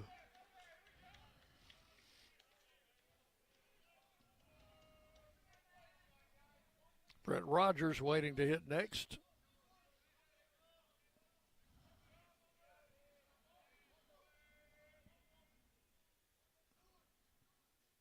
And struck him out swinging. That is all in the 9th. Nothing across for the Raiders, so we will take it extra innings. Go to the 10th inning with Jacksonville State 4, Middle Tennessee 4. You're on the Blue Raider Network from Van Wagner. Las Casas Drugs is a proud sponsor of Blue Raider Athletics, located at 4702 Las Casas Pike, just minutes from Murfreesboro. Las Casas Drugs strives to provide all of your pharmaceutical needs in that hometown atmosphere you deserve. Family-owned and operated, Las Casas Drugs offers free delivery, immunizations, drive-through window, gift shop, merchandise, and medication management programs. Come by and see how we can make a difference. And go Blue Raiders. At State Farm, when home and auto work as a team, you score and save money. I'm State Farm agent Andy Wama. Give me a call at 615-890-0850 and let's work together to win big by saving money on home and auto. With the service you get from State Farm, you might think our car insurance costs more. I'm State Farm agent Andy Wama. Give me a call at 615-890-0850 and let me show you with discounts up to 40%. You may find it even costs less. The Blue Raiders play here. News Radio WGNS. Go to the 10th inning. Each of these teams has played 5 extra inning games. Jacksonville State 3-2 in extra innings. Middle Tennessee 2-3. So we need to win this one and even that all up. Here's Horning, the designated hitter, to lead it off in the 10th inning.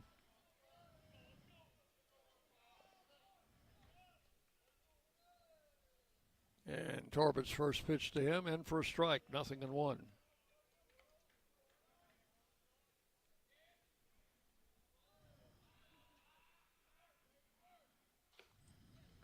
Strike 2 called. Torbett out in front, 0-2. Horning is a senior transfer from South Carolina.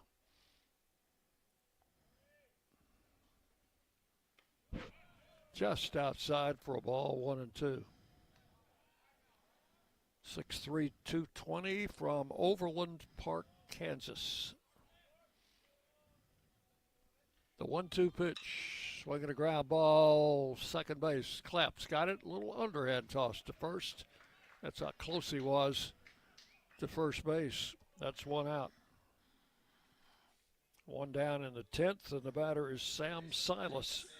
Well, we've just gone final across campus. The Lady Raiders are hosting UTEP in softball, and they are a 5-0 winner.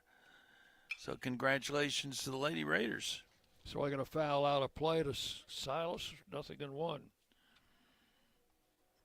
They've gone final down in Dallas, and Dallas Baptist comes back and defeats FIU 10-9.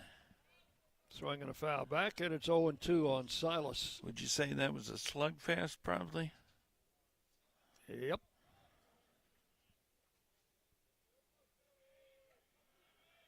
So Dallas is in first place. They want to stay there, I guess. There's a foul off to the right, and it's 0-2 to Silas.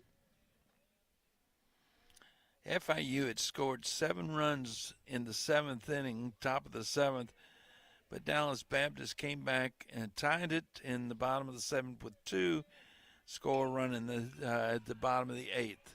Fly ball, shallow right. Rogers in, and he will take it for out number 2.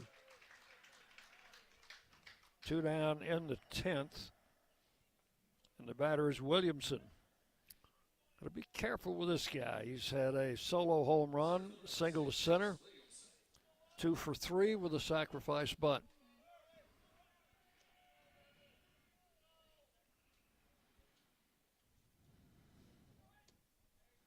Lefty-lefty matchup. Ground ball to second. Pass Clapp into right field for a base hit. That's his 3rd hit in this game. 3rd hit allowed by Torbett.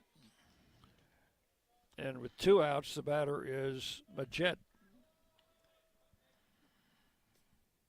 Or do we have a pinch hitter? Is that a pinch hitter, John? Let's see. I think it's going to be. This is number 9. Yes, it's a pinch hitter.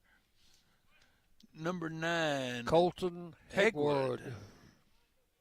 Hegwood batting for Majette. Pitch the plate outside, ball 1. Majette had a single in 4 trips. So we would guess Hegwood would go into play right field in the bottom of the inning. Pitch is swung on, hit foul down the left field line. long run, but that one is going to be out of play. Actually, back behind the tarp enclosures. So a lot of people went a long way for a ball that wasn't even close to staying in. Hegwood, a redshirt junior, transfer from Louisiana Tech. 1-1 the count. Throw to first. No. Good stop over there by Miller. That was not a good throw.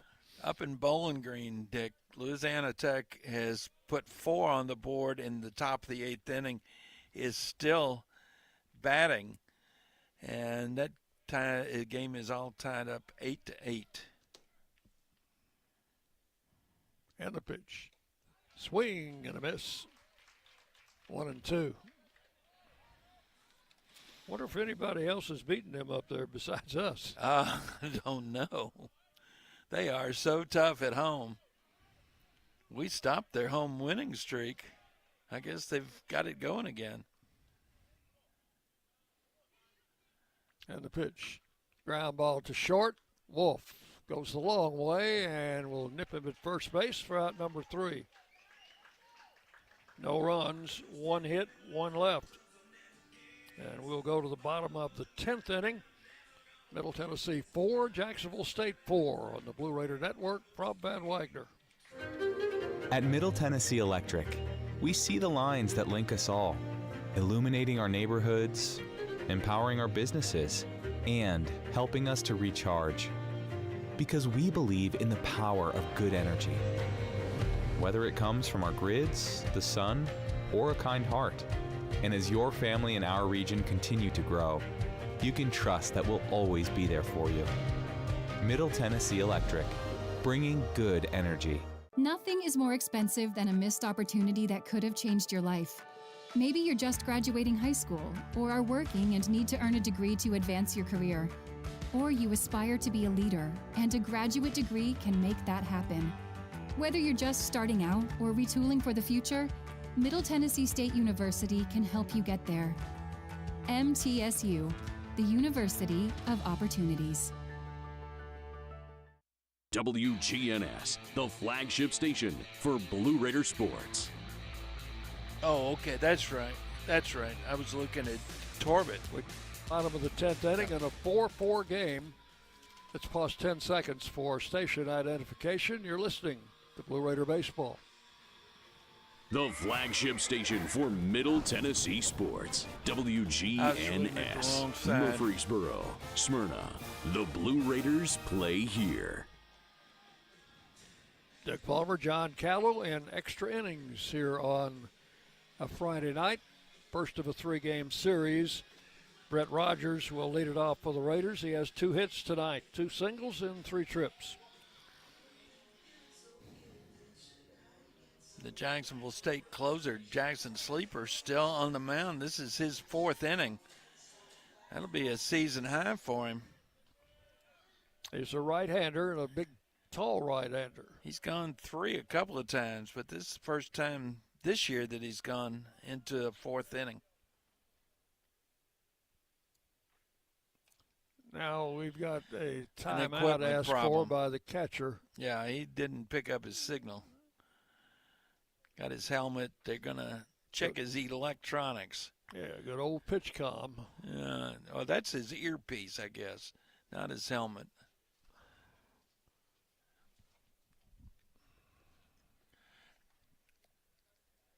So we will have a brief delay while everybody gets rewired. Jacksonville State's got a right-hander just starting to throw in their bullpen. Waiting for the catcher to get all of his gear straight.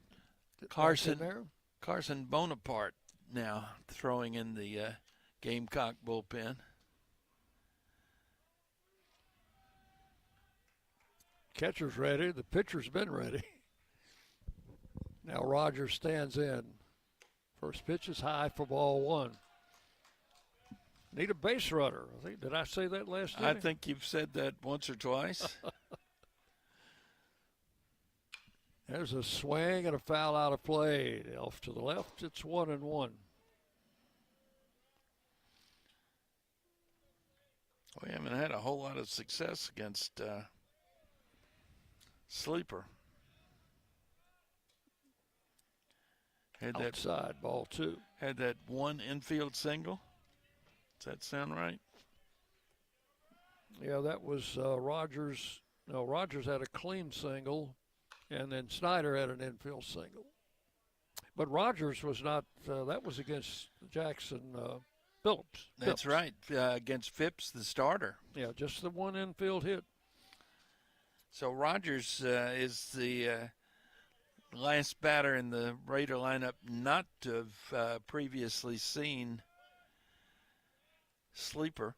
The 2-2 pitch. Low, ball 3. He wouldn't walk him, would he?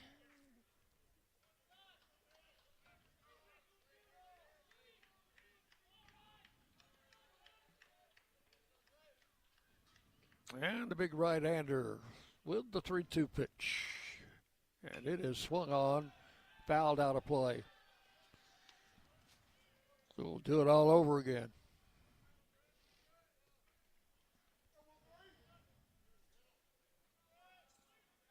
We're in the 10th inning in a 4-4 game.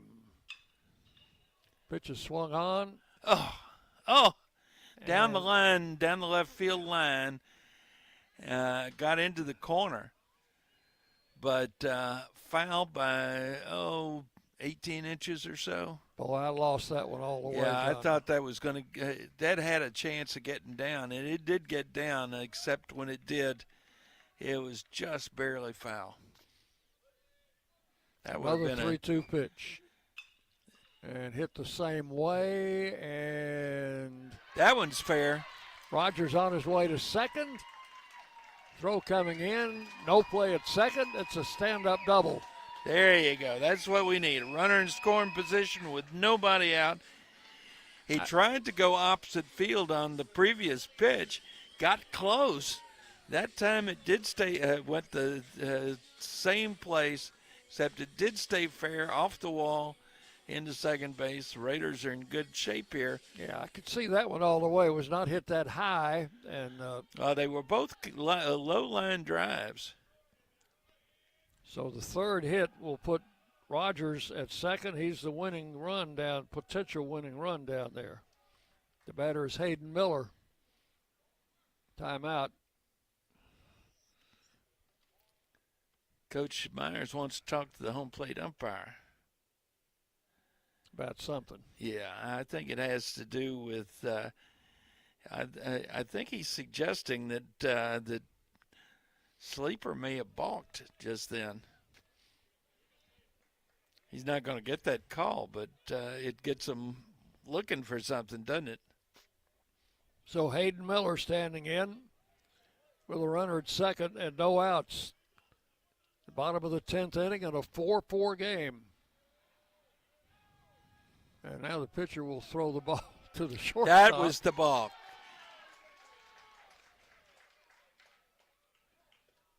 Wait. Now the coach from the other side, other dugout's coming out. And he's pointing out. The shortstop who caught that ball had to have been 12, 15 feet from second base. No doubt. And now somebody's coming out of the dugout with something for the shortstop. I don't know what that is. I think that they've got some kind of electronic gear so they can.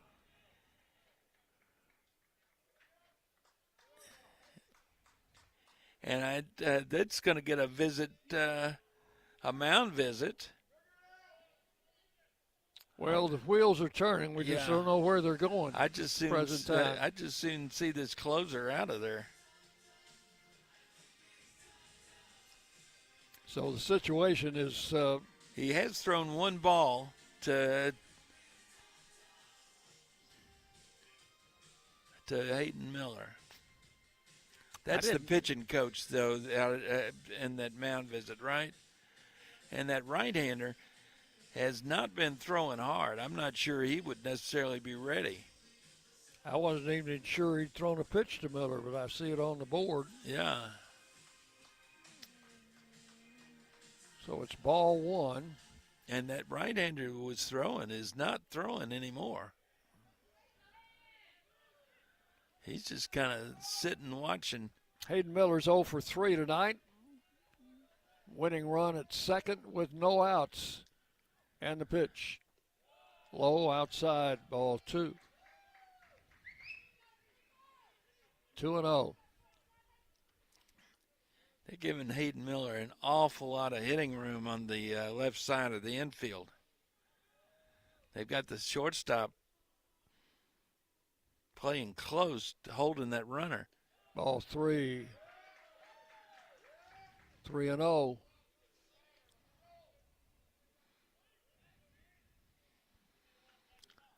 A walk, runners at first and second. You think that would call for the bunt? Exactly. But runners at second and third with just one out? Yes, sir. 3 balls, no strikes. Now they go back to, nope, it's still 3-0 on the board. Strike call, 3-1. How do you call that a strike? Because it's getting late, I guess, John. Well, that's the old automatic, right? The old 3-0 pitch. 3-1 to Miller. And the pitch, low, ball 4. First and second, no outs. And now Cooper Clapp will be called upon to bunt.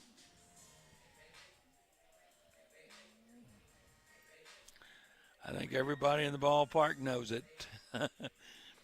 Coach Nichols is going to have a conference with him before he stands in.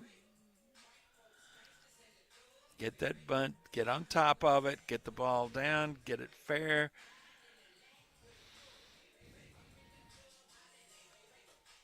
Fake the first one, kind of see how they're going to defense it, whether they're going to put the wheel on.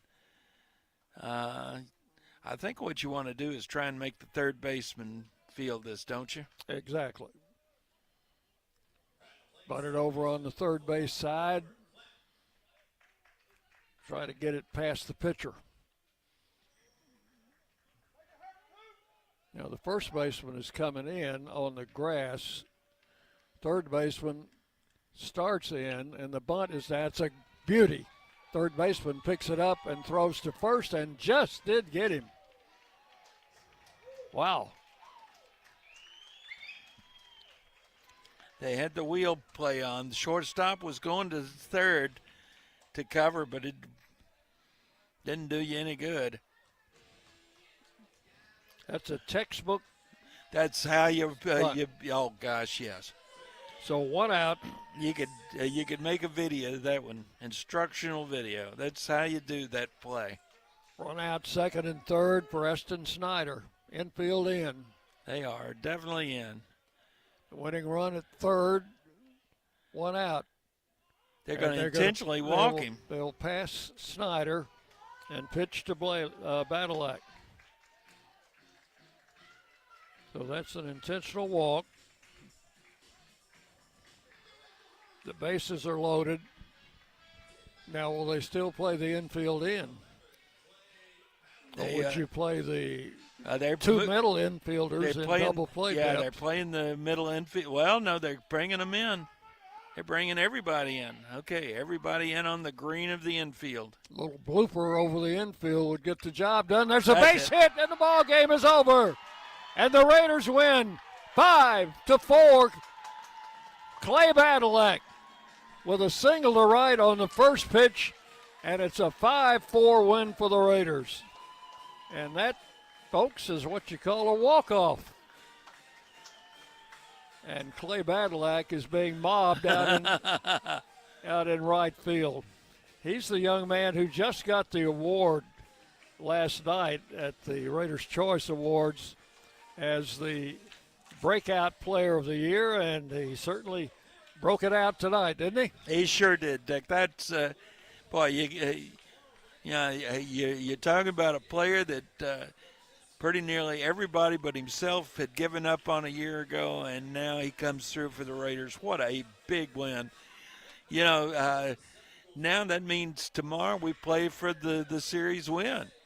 And that's important. That is always important. Final score, Middle Tennessee 5, Jacksonville State 4. Stay with us. Our postgame show coming your way next. 2 minutes now. 2 minutes on the Blue Raider Network from Van Wagner. Hey, Blue Raider fans, this is Tim Page with Exit Realty Bob Lamb and Associates. Are you on the fence about selling your home? Feel overwhelmed at the thought of purchasing a new home? Well, it's time to get moving. For professional, personal real estate services, give me a call today and put me to work for you. 615-896-5656, or you can reach me at exitmurfreesboro.com. Let's go Blue, and I'll see you at the game. Will Fraley, attorney at law, has experience you can count on. Former Blue Raider baseball player and MTSU alum Will Fraley serves Murfreesboro and the surrounding communities. Put a strong and experienced legal fighter on your case. Give Will Fraley a call and he can handle all of your legal matters, including criminal and domestic or family law. Visit willfraleylaw.com or call 615-410-7290. Today's game is brought to you in part by proud partners of Blue Raider Athletics, Grannis & Associates, certified public accountants. They provide a full range of tax preparation, accounting, and bookkeeping services for both business and individual needs. That's Grannis & Associates. Give them a call at 615-895-1040 or visit Grannis & Associates online at gcpas.com.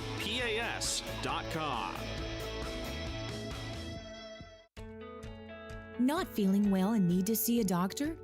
Find the care you need now at Ascension St. Thomas. We're here with 24/7 ER care, same-day care, and walk-in urgent care for broken bones, sprains, allergies, sore throats, and more. Visit ascension.org/St. Thomas Care to get the right care at the right place at the right time. Serving Middle Tennessee State University, Murfreesboro, and surrounding communities.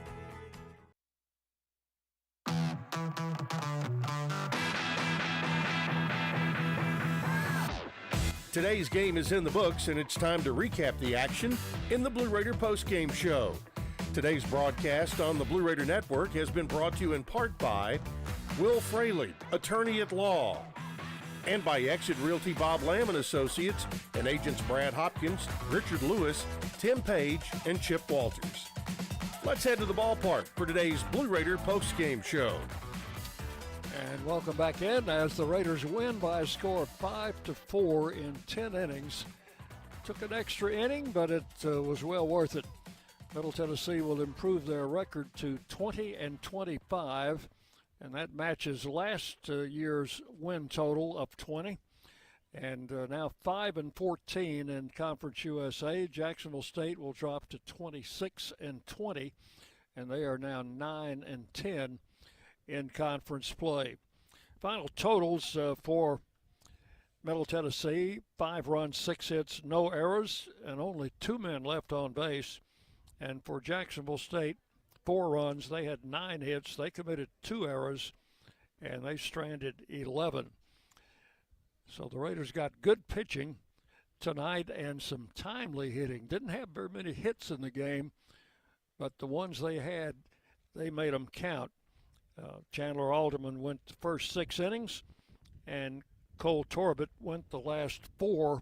And of course, he will get the win. He's the winning pitcher, and the loser will be the second pitcher for Jacksonville State, Jackson Sleeper. He will take the loss. So the Raiders a winner tonight by a score of 5-4. John Callis down on the field, going to get Coach Myers and try to get our star of the game on. It will be Clay Badalak, Blue Raider third baseman. So I think John is just about ready to go down on the field, and we'll turn it over to him now. All right, we're down on the field with Clay Battle. That was fun, huh? That was fun. I think about it. A year ago, what has happened? That's a lot of character. Yeah, it's a lot of kind of putting your faith in God and just trusting Him, and yeah, it's getting your confidence back, I think, and just trying to play the game the right way. So you're sitting there and you're on deck, and they decide they're going to walk Snyder to get to you. What are you thinking to yourself? I kind of had a flashback in high school in one of my senior year tournament. They walked the guy in front of me, and I did the same thing and walked it off in high school. So I was just trying to have fun. I kind of looked at the third foul line pole and just remind myself to have fun. And I can see by that smile you did, huh? Yeah. So I see your parents down here every week, pretty much from Cincinnati. What does that mean to have them follow you like that? Oh, it's everything. I think this being senior year and all, I think they've came to just about every weekend, and it just means the world to me. And so you get the big win. That's a team win too for you. Yeah. Our whole infield defense played great. Pitching did great, and we had a couple of timely hits with B-Raj and a heck of a bunt by Cooper Clapp to set it up. That's kind of an instruction video for how do you do a sacrifice bunt, huh? Yeah, that was pretty picture perfect. Okay. Thank you so much, and we're going to get Coach Myers now. These guys want him, or you good? You good? Yeah, so that sacrifice there in the 10th inning. That's what you work on every day, isn't it? Yeah, I mean, Coop was the right guy to lay one down right there. We actually they try to run that wheel play to get the force out at third. When you run that wheel play, you have an opportunity to try to get the lead runner, and so you got to put down even an extra good bunt right there, and he was able to do that. So that was big in that inning, of course, for sure. And then we played some really good defense throughout, turned a couple double plays. Clay not only got the huge hit at the end, but he had a couple balls hit really hard on him. Made the play, and a couple of them we made a good pick or two over at first with Miller. So it was a group effort all the way around. And Torbett comes in. He gave up the one run to give up the tie, but hangs in had a really good kick. He threw the ball really well. I mean, it was one pitch, and he kind of left it up. It was a little bit uncharacteristic of some of the other changeups that he threw, and it just kind of happened. And but you got to tip your hat to him for continuing to try to attack the zone and not try to give them too much, and got some good counts right after that, and made some plays behind him. So all worked out. So today is one of those weird weather days. You never know until actually time whether you're even going to play. That's tough on the team, isn't it? We just push the game back an hour, but you keep telling them, don't switch it off, and there's a break, and whether or not the field gets too wet. We got standing water in the outfield, and when it does stop raining, it worked out where it wasn't too bad out there, and our guys just tried to stay ready. I think it kind of helps you to be at home in those scenarios where you have a little bit of a delay, because you're in your own clubhouse, locker room, that kind of thing, and our guys just stayed ready. It wasn't that big a deal. So what does the weather look like for tomorrow? We got to look at it a little closer. Just trying to get through today. Okay, back to you, Dick. All right, thank you, John. Thanks to Coach Myers, and for our star of the game was Clay Badalak, who got the game-winning hit, and appreciate Clay visiting with us. And just last night, he received an award at the Raiders' Choice Award as the breakout player of the year, coming off not so good a season last year, now to being a regular player and hitting over 300 and playing some excellent defense in the infield. So that is going to just about wrap it up. We'll give you a little summary of the game here, as Middle Tennessee scored 3 runs in the first inning with the aid of a couple of walks and an error, take a 3-0 lead. Jacksonville State got on the board with a run in the third. They scored again in the fifth to make it 3-2. scored in the 6th to tie the game at 3-3, but the Raiders came back with a run in the bottom of the 6th, and that was a solo home run from Keaton Ray, and it was Keaton's first home run of the season, and that gave the Raiders a 4-3 lead. That stood up until the top of the 9th. Jacksonville got a solo home run in the 9th from Cooper Blauser to tie it at 4, and the Raiders win it on a Clay Badalak single with the bases loaded in the bottom of the 10th inning by a score of 5-4. Chandler Alderman starts for the Raiders. He pitches 6 innings, gives up 3 runs on 6 hits, 3 walks, 3 strikeouts. Cole Torbett, the winning pitcher tonight, pitches 4 innings, gives up 1 run, the home run, and 3 hits, 2 strikeouts, 2 walks. Jackson Phipps started for Jacksonville State, goes 6 innings, gives up 4 runs on 4 hits. Jackson Sleeper, the second pitcher and the losing pitcher, goes 3 1/3, gives up 1 run. That was the winning run on 2 hits. Time of the game was 3 hours, 11 minutes. Attendance announced at 726, and the Raiders win it by a score of 5-4. We'll do it again tomorrow, 3 o'clock game time. We'll be on the air with our pregame show at 2:45. Hope you can join us then. And until then, for John Callow, our studio producer has been Jackson Smith.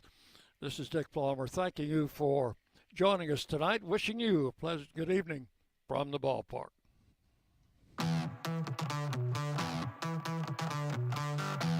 Thanks for listening to today's Middle Tennessee State University baseball game. Today's game has been produced by Van Wagner College through the facilities of WGNS Radio. The content of today's game is owned by Van Wagner College and the Blue Raider Network and may not be reproduced without express written permission of Middle Tennessee State University and Van Wagner College. Be sure to join us next time for more Middle Tennessee baseball here on the Blue Raider Network.